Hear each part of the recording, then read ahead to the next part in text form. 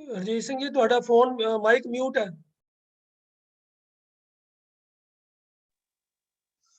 ਹਾਂਜੀ, ਵਾਹਿਗੁਰੂ ਜੀ ਕਾ ਖਾਲਸਾ, ਵਾਹਿਗੁਰੂ ਜੀ ਕੀ ਫਤਿਹ।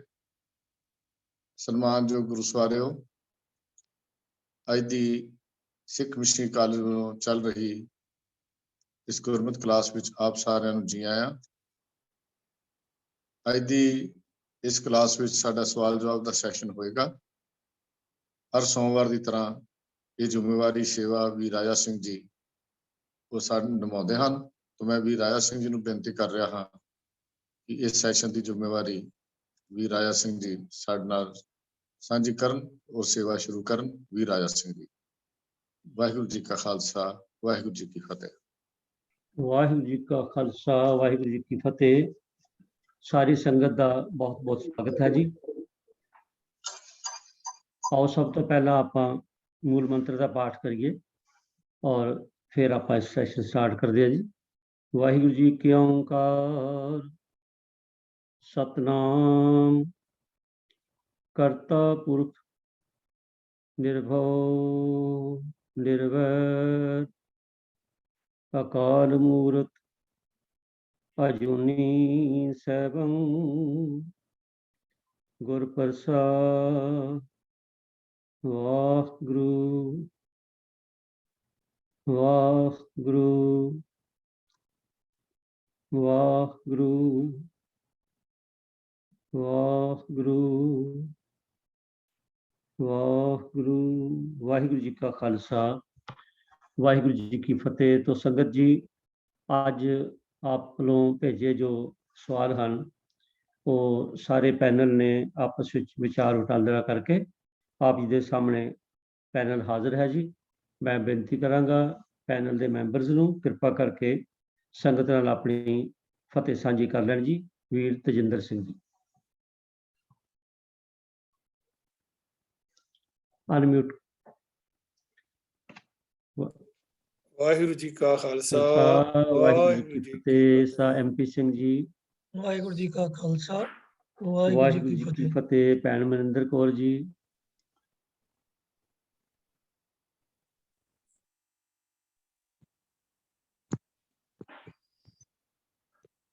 ਹਾਂਜੀ ਭੈਣ ਜੀ।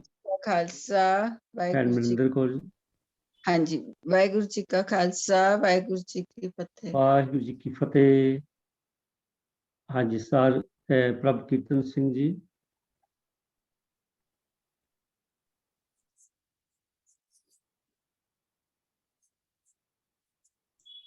ਵਾਹਿਗੁਰੂ ਜੀ ਕਾ ਖਾਲਸਾ, ਵਾਹਿਗੁਰੂ ਜੀ ਕੀ ਫਤਿਹ ਜੀ।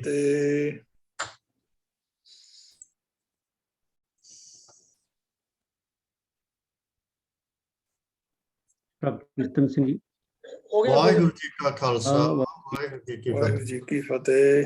ਰਜੀਤ ਸਿੰਘ ਜੀ ਪਲੀਜ਼ ਤੁਸੀਂ ਤਜਿੰਦਰ ਸਿੰਘ ਔਰ ਪ੍ਰਭਕੀਰਤਨ ਸਿੰਘ ਨੂੰ ਕੋ-ਹੋਸਟ ਬਣਾ ਦਿਓ। ਸਰਦਾਰ ਕਿੱਕਰ ਸਿੰਘ ਜੀ,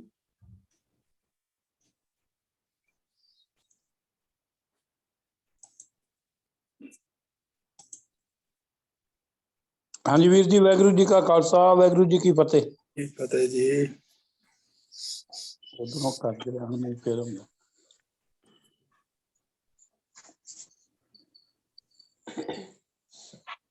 ਰਾਜਾ ਸਿੰਘ ਜੀ ਤੁਹਾਡਾ ਮਾਈਕ ਮਿਊਟ ਹੋ ਗਿਆ। ਖਿਮਾ ਕਰਨਾ ਸਾਧ ਸੰਗਤ ਜੀ, ਕੁਛ ਇੰਟਰਨੈਟ 'ਚ ਪ੍ਰੋਬਲਮ ਆ ਰਹੀ ਸੀ, ਇਹ ਨਹੀਂ ਪਤਾ ਮੇਰੇ ਐਂਡ ਤੇ ਕਿ ਉਧਰ ਹੈ। ਤੋ ਆਓ ਆਪਾਂ ਸਵਾਲਾਂ ਵੱਲ ਚੱਲਦੇ ਹਾਂ। ਤੋ MP ਸਿੰਘ ਜੀ, ਮੇਰੀ ਆਵਾਜ਼ ਮੈਨੂੰ ਲੱਗਦਾ ਕੱਟ ਰਹੀ ਹੋਣੀ। हाँ पर आ रही है वैसे ठीक ही, थोड़ी थोड़ी विच है। आ रहा है योर नेटवर्क इज अनस्टेबल। हाँ जी हाँ जी। तो मैं देखता नहीं तो फिर मैं पोजीशन बदलांगा जी। तो आओ साथ संग जी शुरू करते हैं। आप जी ने जो सवाल भेजे हैं, तो एक सवाल है, कई जन्म पे कीट पतंगा, कई जन्म का जमीन कुरंगा। ਇਹਦਾ ਰੈਫਰੈਂਸ ਦੇ ਕੇ ਸਵਾਲ ਕਰਤਾ ਇਹ ਪੁੱਛ ਰਹੇ ਨੇ ਜੀ, क्या गुरमत अनुसार पुनर्जन्म ਹੁੰਦਾ ਹੈ ਕਿ ਨਹੀਂ ਹੁੰਦਾ। ਮੈਂ ਬੇਨਤੀ ਕਰਾਂਗਾ ਵੀ ਪ੍ਰਭ ਕੀਰਤਨ ਸਿੰਘ ਜੀ ਕਿਰਪਾ ਕਰੋ ਜੀ ਤੇ ਇਹਦੇ ਬਾਰੇ ਦੱਸੋ। ਕਿਉਂ ਵੀਰ ਜੀ ਮੈਨੂੰ ਨਿਸ਼ਾਨ ਸਾਹਿਬ ਦਾ ਸਵਾਲ ਤੁਸੀਂ ਅਲਾਟ ਕੀਤਾ ਸੀ ਜੀ, ਇਹ ਮੇਰੇ ਕੋਲ ਨਹੀਂ ਹੈ ਜੀ। ਤੁਹਾਡੇ ਕੋਲ 200 ਫਿਰ ਮੇਰੇ ਕੋਲ ਨੋਟ ਨਹੀਂ ਹੋਇਆ ਜੀ, ਇਹਨੂੰ ਅਗਲੀ ਵਾਰੀ ਕਰ ਲਵਾਂਗੇ ਜੀ। ਹੁਣ ਫਿਰ ਇਸ ਟਾਈਮ ਮੈਂ ਚਲ ਤੁਸੀਂ ਨਿਸ਼ਾਨ ਸਾਹਿਬ ਵਾਲਾ ਕਰੋ ਜੀ। ਸਤਿ ਜੀ, ਖਿਮਾ ਕਰਨਾ। ਹਾਂਜੀ, ਦੂਸਰਾ ਇੱਕ ਸਵਾਲ ਹੈ, ਜੰਗਾਂ ਵਿੱਚ ਸਿੱਖ ਫੌਜਾਂ ਨਿਸ਼ਾਨ ਸਾਹਿਬ ਕਿਉਂ ਲੈ ਕੇ ਜਾਂਦੀਆਂ ਹਨ? ਸਿੱਖ ਫੌਜਾਂ, ਇਹਨਾਂ ਬਾਰੇ ਵੀਰ ਜੀ ਜਾਣਨਾ ਬਹੁਤ ਜੀ। ਹਾਂਜੀ, ਜੰਗਾਂ ਯੁੱਧਾਂ ਵਿੱਚ ਫੌਜਾਂ ਆਪਣੇ ਆਪਣੇ ਝੰਡਿਆਂ ਜਾਂ ਨਿਸ਼ਾਨਾਂ ਨਾਲ ਜਾਣ ਦੀ ਰਵਾਇਤ ਜਿਹੜੀ ਹੈ ਉਹ ਬਹੁਤ ਪੁਰਾਣੀ ਹੈ ਜੀ। ਤੇ ਸਿੱਖ ਫੌਜਾਂ ਆਪਣੇ ਝੰਡੇ ਹੇਠ, ਜਿਹਨੂੰ ਅਸੀਂ ਸਤਿਕਾਰ ਨਾਲ ਨਿਸ਼ਾਨ ਸਾਹਿਬ ਕਹਿੰਦੇ ਹਾਂ, ਉਹਦੇ ਹੇਠ ਲੜਦੀਆਂ ਹਨ ਜੀ। ਤੋ ਨਿਸ਼ਾਨ ਥੱਲੇ ਜੰਗ ਲੜਨ ਦਾ ਕਾਰਨ ਇੱਕ ਤਾਂ ਵਿਹਾਰਕ ਕਿਹਾ ਜਾ ਸਕਦਾ ਹੈ ਕਿ ਦੂਰੋਂ ਹੀ ਇਹ ਪਤਾ ਲੱਗਦਾ ਰਹੇ ਕਿ ਕਿਹੜਾ ਦਸਤਾ ਕਿਹੜੀ ਫੌਜ ਨਾਲ ਸੰਬੰਧਿਤ ਹੈ, ਪਰ ਇਸ ਦਾ ਜੋ ਮੁੱਖ ਕਾਰਨ ਭਾਵਨਾਤਮਕ ਹੈ, ਕਿਉਂਕਿ ਕਿਸੇ ਵੀ ਫੌਜ ਦੀ ਸ਼ਾਨ ਉਸਦੇ ਨਿਸ਼ਾਨ ਦੇ ਝੂਲਣ ਵਿੱਚ ਹੁੰਦੀ ਹੈ ਅਤੇ ਜਿੱਤ ਦੀ ਤੇ ਚੜ੍ਹਤ ਦੀ ਨਿਸ਼ਾਨੀ ਇਹ ਝੰਡਾ ਜਾਂ ਨਿਸ਼ਾਨ ਹੀ ਮੰਨੀ ਜਾਂਦੀ ਹੈ। ਤੇ ਫੌਜੀ ਜਾਨ ਦੀ ਬਾਜ਼ੀ ਲਾ ਦਿੰਦੇ ਹਨ ਪਰ ਝੰਡੇ ਨੂੰ ਡਿੱਗਣ ਨਹੀਂ ਦਿੰਦੇ। ਝੰਡੇ ਦੀ ਭਾਵਨਾਤਮਕ ਮਹੱਤਤਾ ਜਿਹੜੀ ਹੈ ਉਹਦਾ ਅੰਦਾਜ਼ਾ ਇਸ ਗੱਲ ਤੋਂ ਲਗਾਇਆ ਜਾ ਸਕਦਾ ਹੈ ਕਿ ਕਈ ਅਖਾਣ ਜਿਹੜੇ ਹਨ ਉਹ ਬਣੇ ਹੋਏ ਹਨ ਜੋ ਝੰਡੇ ਨਾਲ ਸੰਬੰਧਿਤ ਹਨ, ਜਿਵੇਂ ਇੱਕ ਝੰਡੇ ਹੇਠ ਇਕੱਠੇ ਹੋਣਾ, ਝੰਡਾ ਉੱਚਾ ਰੱਖਣਾ, ਝੰਡੇ ਝੁਲਾ ਦੇਣਾ ਜਾਂ ਝੰਡੇ ਗੱਡ ਦੇਣਾ। ਇਸ ਕਿਸਮ ਦੇ ਅਖਾਣ ਬਣੇ ਹੋਏ ਹਨ ਜੋ ਝੰਡੇ ਦੇ ਨਾਲ ਸਾਡੀ ਜੋ ਭਾਵਨਾਤਮਕ ਜੋ ਸੰਬੰਧ ਹੈ ਉਹਨੂੰ ਪ੍ਰਗਟ ਕਰਦੇ ਹਨ। ਤੇ ਅੱਜ ਵੀ ਜਦੋਂ ਕੋਈ ਫੌਜ ਜਿਹੜੀ ਹੈ ਕੋਈ ਇਲਾਕਾ ਜਾਂ ਕੋਈ ਸਾਜ਼ੋ ਸਮਾਨ ਜਿਵੇਂ ਕੋਈ ਟੈਂਕ ਆਦਿਕ ਜਿਹੜੀ ਹੈ ਜਾਂ ਕੋਈ ਪਹਾੜੀ ਚੋਟੀ ਇਹਨੂੰ ਫਤਿਹ ਕਰਦੀ ਹੈ ਤਾਂ ਉਹਦੇ ਉੱਤੇ ਆਪਣਾ ਝੰਡਾ ਚਲਾ ਦਿੰਦੀ ਹੈ। ਤੇ ਅਸੀਂ ਸਾਰੇ ਅਜਿਹੀਆਂ ਜਿਹੜੀਆਂ ਫੋਟੋਆਂ ਨੇ, ਜਿੱਤ ਦੀਆਂ ਫੋਟੋਆਂ ਜਿਹਦੇ ਵਿੱਚ ਫੌਜੀ ਸੈਲੀਬ੍ਰੇਟ ਕਰ ਰਹੇ ਹੁੰਦੇ ਨੇ ਝੰਡਾ ਚਲਾ ਕੇ, ਉਹ ਅਸੀਂ ਨਿੱਤ ਹੀ ਦੇਖਦੇ ਰਹਿੰਦੇ ਹਾਂ। ਇਹ ਪੁਰਾਤਨ ਸਮੇਂ ਤੋਂ ਰਵਾਇਤ ਚੱਲੀ ਆ ਰਹੀ ਹੈ, ਪਰ 20ਵੀਂ ਸਦੀ ਦੇ ਜੰਗਾਂ ਯੁੱਧਾਂ ਦਾ ਢੰਗ ਜਿਹੜਾ ਹੈ ਉਹ ਬਦਲ ਗਿਆ ਹੈ। ਹੁਣ ਮੈਦਾਨ ਵਿੱਚ ਫੌਜਾਂ ਆਮੋ ਸਾਹਮਣੇ ਪਹਿਲਾਂ ਵਾਂਗ ਭਿੜਦੀਆਂ ਨਹੀਂ, ਸੋ ਝੰਡੇ ਦੀ ਮਾਣ ਮਰਿਆਦਾ ਨੂੰ ਧਿਆਨ ਵਿੱਚ ਰੱਖ ਕੇ ਰਵਾਇਤ ਬੰਦ ਕਰ ਦਿੱਤੀ ਗਈ। ਹੁਣ ਫੌਜਾਂ ਜੰਗ ਦੇ ਮੈਦਾਨ ਦੇ ਵਿੱਚ ਤਾਂ ਨਹੀਂ, ਪਰ ਫੌਜਾਂ ਦੇ ਜਿਹੜੇ ਬੇਸ ਕੈਂਪ ਹੁੰਦੇ ਹਨ ਉਹਨਾਂ ਉੱਤੇ ਝੰਡਾ ਅੱਜ ਵੀ ਆਮ ਤੌਰ ਦੇ ਉੱਤੇ ਲਹਿਰਾਇਆ ਗਿਆ ਹੁੰਦਾ ਹੈ। ਤੇ ਜਿੱਥੋਂ ਤੱਕ ਖਾਲਸੇ ਦੇ ਨਿਸ਼ਾਨ ਦਾ ਸੰਬੰਧ ਹੈ, ਇਹ ਆਮ ਝੰਡਿਆਂ ਨਾਲੋਂ ਕਿਤੇ ਵੱਧ ਮਹੱਤਤਾ ਰੱਖਦਾ ਹੈ। ਇਸ ਦੀ ਮਹੱਤਤਾ ਜਿਹੜੀ ਹੈ ਆਮ ਝੰਡਿਆਂ ਨਾਲ ਸੰਬੰਧਿਤ ਭਾਵਨਾਵਾਂ ਤਾਂ ਉਹ ਨਾਲ ਇਹਦੇ ਹੈ ਹੀ ਹਨ, ਪਰ ਖਾਲਸੇ ਦੀਆਂ ਕਦਰਾਂ ਕੀਮਤਾਂ ਸਿਧਾਂਤਾਂ ਖਾਲਸਾਈ ਸ਼ਾਨ ਦਾ ਇਹ ਪ੍ਰਤੀਕ ਹੈ। ਤੇ ਇਹ ਕਿਸੇ ਇੱਕ ਫੌਜ ਦਾ ਨਹੀਂ ਬਲਕਿ ਸਮੁੱਚੀ ਮਾਨਵੀ ਜਿਹੜੀਆਂ ਕਦਰਾਂ ਕੀਮਤਾਂ ਹਨ ਉਹਨਾਂ ਦਾ ਨਿਸ਼ਾਨ ਜਾਂ ਪ੍ਰਤੀਕ ਹੈ। ਇਹ ਖਾਲਸੇ ਨੂੰ ਸਰਬੰਸ ਸਦਾਨੀ ਸਤਿਗੁਰੂ ਪਿਤਾ ਜੀ ਨੇ ਬਖਸ਼ਿਆ ਸੀ ਤੇ ਇਸੇ ਕਰਕੇ ਹੀ ਇਸ ਨੂੰ ਨਿਸ਼ਾਨ ਨਹੀਂ ਨਿਸ਼ਾਨ ਸਾਹਿਬ ਕਿਹਾ ਜਾਂਦਾ ਹੈ। ਔਰ ਇਹੀ ਕਾਰਨ ਹੈ ਕਿ ਖਾਲਸੇ ਦੇ ਵਾਸਤੇ ਇਹ ਨਿਸ਼ਾਨ ਨੂੰ ਹਮੇਸ਼ਾ ਉੱਚਾ ਝੂਲਦਾ ਰੱਖਣਾ ਕਿਸੇ ਵੀ ਹੋਰ ਕੰਮ ਨਾਲੋਂ ਵੱਧ ਮਹੱਤਵਪੂਰਨ ਹੁੰਦਾ ਹੈ। ਤੇ ਫੌਜਾਂ ਖਾਲਸਾ ਫੌਜਾਂ ਇਹਦੇ ਵਾਸਤੇ ਜਾਨ ਦੀ ਬਾਜ਼ੀ ਲਗਾਉਂਦੀਆਂ ਨਹੀਂ ਹਨ ਔਰ ਇਹਦੇ ਵਾਸਤੇ ਜਾਨਾਂ ਕੁਰਬਾਨ ਕਰਦੀਆਂ ਰਹੀਆਂ ਹਨ। ਇਹ ਕਿਸੇ ਵੀ ਦੇਸ਼ ਜਾਂ ਫੌਜ ਦੇ ਝੰਡੇ ਨਾਲੋਂ ਕਿਤੇ ਵੱਧ ਭਾਵਪੂਰਤ ਤੇ ਪ੍ਰਤੀਕਾਤਮਕ ਹੈ ਤੇ ਸਮੁੱਚੀ ਮਾਨਵਤਾ ਦਾ ਝੰਡਾ ਹੈ। ਇਹਦੇ ਵਿੱਚ ਜਿਹੜੀਆਂ ਕਦਰਾਂ ਕੀਮਤਾਂ ਦਾ ਵਿੱਚ ਇਹਦੇ ਸ਼ਾਮਲ ਹਨ ਉਹ ਹਨ ਮਜ਼ਲੂਮ ਦੀ ਰੱਖਿਆ, ਜਰਵਾਣੇ ਨੂੰ ਸੋਧਣ ਦੀ ਗੱਲ ਹੈ, ਨਿਥਾਵੇਂ ਨੂੰ ਥਾਂ ਹੈ, ਲੋੜਵੰਦ ਦੀ ਲੋੜ ਪੂਰੀ ਕਰਨ ਦੀ ਗੱਲ ਹੈ। ਇਹ ਸਾਰੀਆਂ ਕਦਰਾਂ ਇਹਦੇ ਵਿੱਚ ਸ਼ਾਮਲ ਹਨ। ਇਸੇ ਕਰਕੇ ਇੱਕ ਸਿੱਖ ਦੀ ਨਜ਼ਰ ਵਿੱਚ ਇਸ ਦੀ ਮਹੱਤਤਾ ਕਿਸੇ ਦੇਸ਼, ਫੌਜ, ਇਲਾਕੇ ਤੇ ਝੰਡੇ ਨਾਲੋਂ ਕਿਤੇ ਵੱਧ ਹੈ।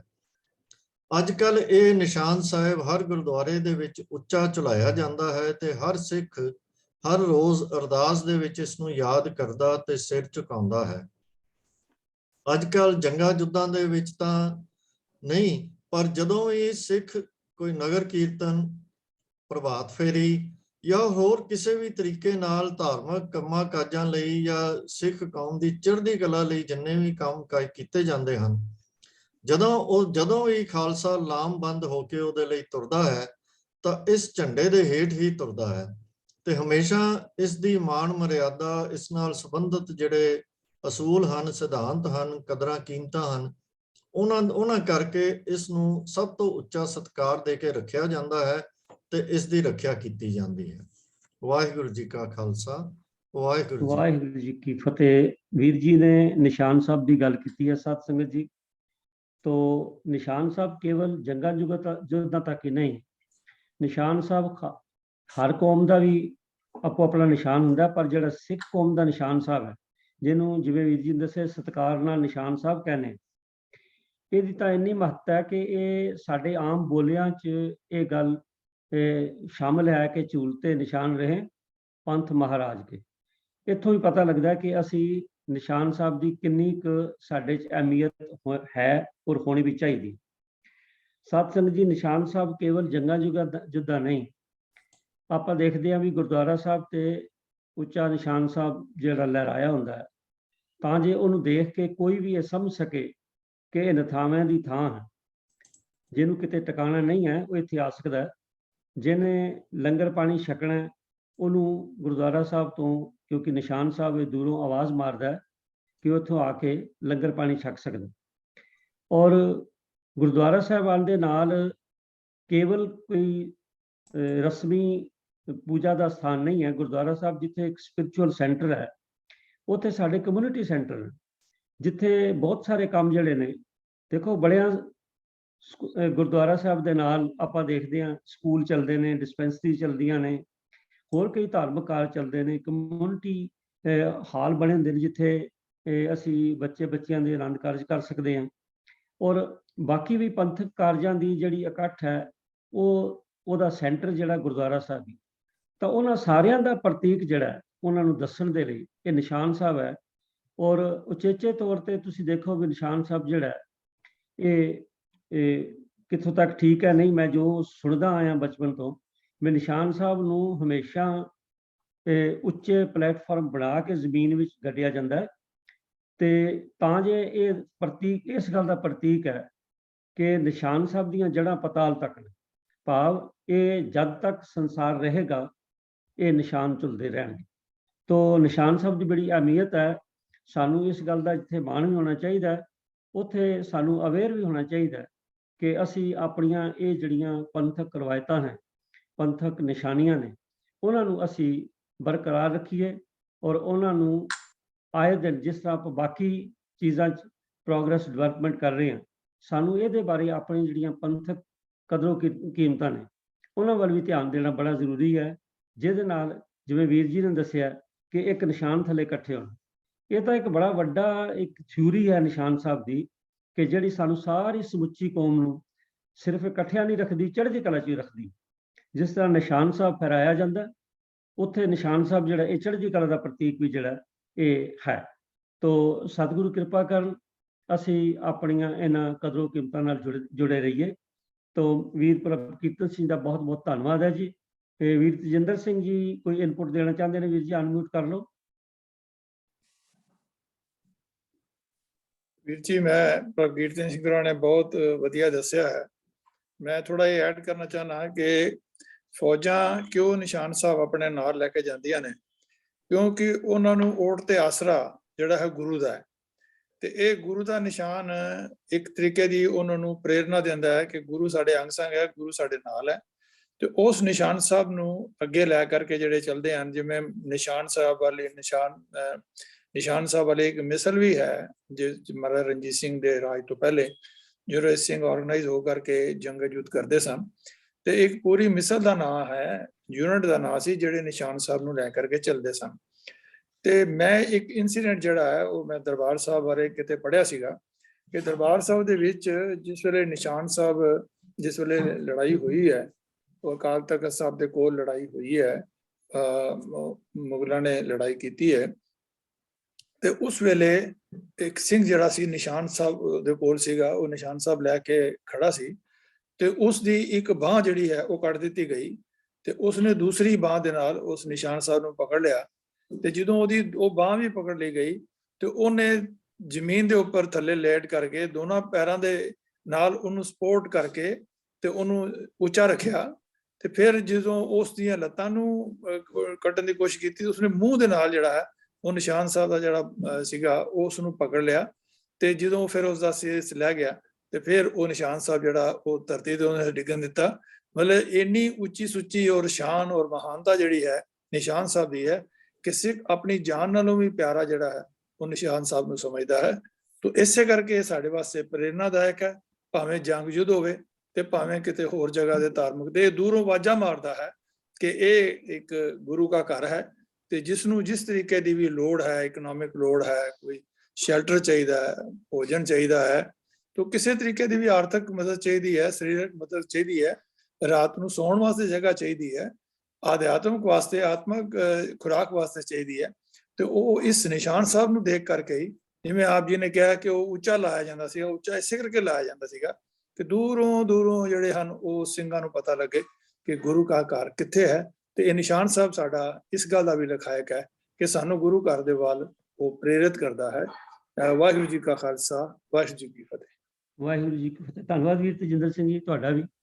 ਅਸਲ 'ਚ ਗੱਲ ਇਹ ਆ ਵੀ ਇਹ ਬੜਾ ਅੱਛਾ ਕੁਐਸਚਨ ਆਇਆ ਔਰ ਇਹ ਜਿਹੜਾ ਨਿਸ਼ਾਨ ਸਾਹਿਬ ਦੀ ਗੱਲ ਹੈ, ਜਿਸ ਤਰ੍ਹਾਂ ਮੈਂ ਪਹਿਲੇ ਬੇਨਤੀ ਕੀਤੀ ਹੈ ਵੀ ਇਹ ਤਾਂ ਸਾਡਾ ਮਾਣ ਹੈ, ਇਹ ਨਿਸ਼ਾਨ ਹੀ ਨਹੀਂ ਸਾਡਾ ਮਾਣ ਹੈ। ਪਤਾ ਲੱਗਦਾ ਖਾਲਸੇ ਦੀ ਸ਼ਾਨ ਦੀ। ਸਤਿਗੁਰੂ ਜੀ ਕਿਰਪਾ ਕਰਨਾ ਕਿ ਇਸੇ ਤਰ੍ਹਾਂ ਸਿੱਖ ਪੰਥ ਦੇ ਸਿਰ ਤੇ ਮਿਹਰ ਭਰ ਹੱਥ ਰੱਖੋ। ਜਿਸ ਤਰ੍ਹਾਂ ਆਪ ਜੀ ਨੂੰ ਉੱਚੇ ਨਿਸ਼ਾਨ ਬਖਸ਼ੇ ਹਨ, ਇਸੇ ਤਰ੍ਹਾਂ ਉੱਚਾ ਕਿਰਦਾਰ ਸਾਡੀ ਕੌਮ ਦਾ ਹੋਵੇ, ਸਾਡੀ ਅਰਦਾਸ। ਤੋ ਦੋਨੋਂ ਵੀਰਾਂ ਦਾ ਬਹੁਤ ਬਹੁਤ ਧੰਨਵਾਦ। ਤੋ ਸਾਧ ਸੰਗਤ ਜੀ, ਅਗਲਾ ਸਵਾਲ ਜੋ ਆਪ ਜੀ ਵੱਲੋਂ ਆਇਆ ਹੈ ਉਹ ਗੁਰੂ ਗ੍ਰੰਥ ਸਾਹਿਬ ਜੀ ਦੇ ਬਾਣੀ ਚੋਂ ਇੱਕ ਤੁਕ ਹੈ, ਨਾਨਕ ਏਕ ਜੋਤ ਦੋਇ ਮੂਰਤੀ ਸ਼ਬਦ ਮਿਲਾਵਾ ਹੋਏ। ਤੋ ਸਵਾਲ ਕਰਤਾ ਨੇ ਪੁੱਛਿਆ ਜੀ ਵੀ ਇੱਕ ਜੋਤ ਦੋਏ ਮੂਰਤੀ ਤੋਂ ਕੀ ਭਾਵ ਹੈ, ਵੀ ਆਇਆ ਇਸ ਤੋਂ ਭਾਵ ਸੰਤ ਹੈ, ਰੱਬ ਹੈ ਜਾਂ ਗੁਰੂ ਹੈ। ਤੋ ਮੈਂ ਬੇਨਤੀ ਕੀਤੀ ਹੈ ਵੀਰ ਕਿੱਕਰ ਸਿੰਘ ਜੀ ਨੂੰ ਵੀ ਉਹ ਕਿਰਪਾ ਕਰਨਗੇ, ਸਾਨੂੰ ਇਹ ਦੱਸਣਗੇ ਕਿ ਇੱਕ ਜੋਤ ਦੋਈ ਮੂਰਤੀ ਜਿਹੜੀ ਹੈ ਇਹ ਸੰਤ ਹੈ, ਰੱਬ ਹੈ ਜਾਂ ਗੁਰੂ। ਹਾਂਜੀ ਸਰਦਾਰ ਕਿੱਕਰ ਸਿੰਘ ਜੀ, ਅਨਮਿਊਟ ਕਰ ਲਓ।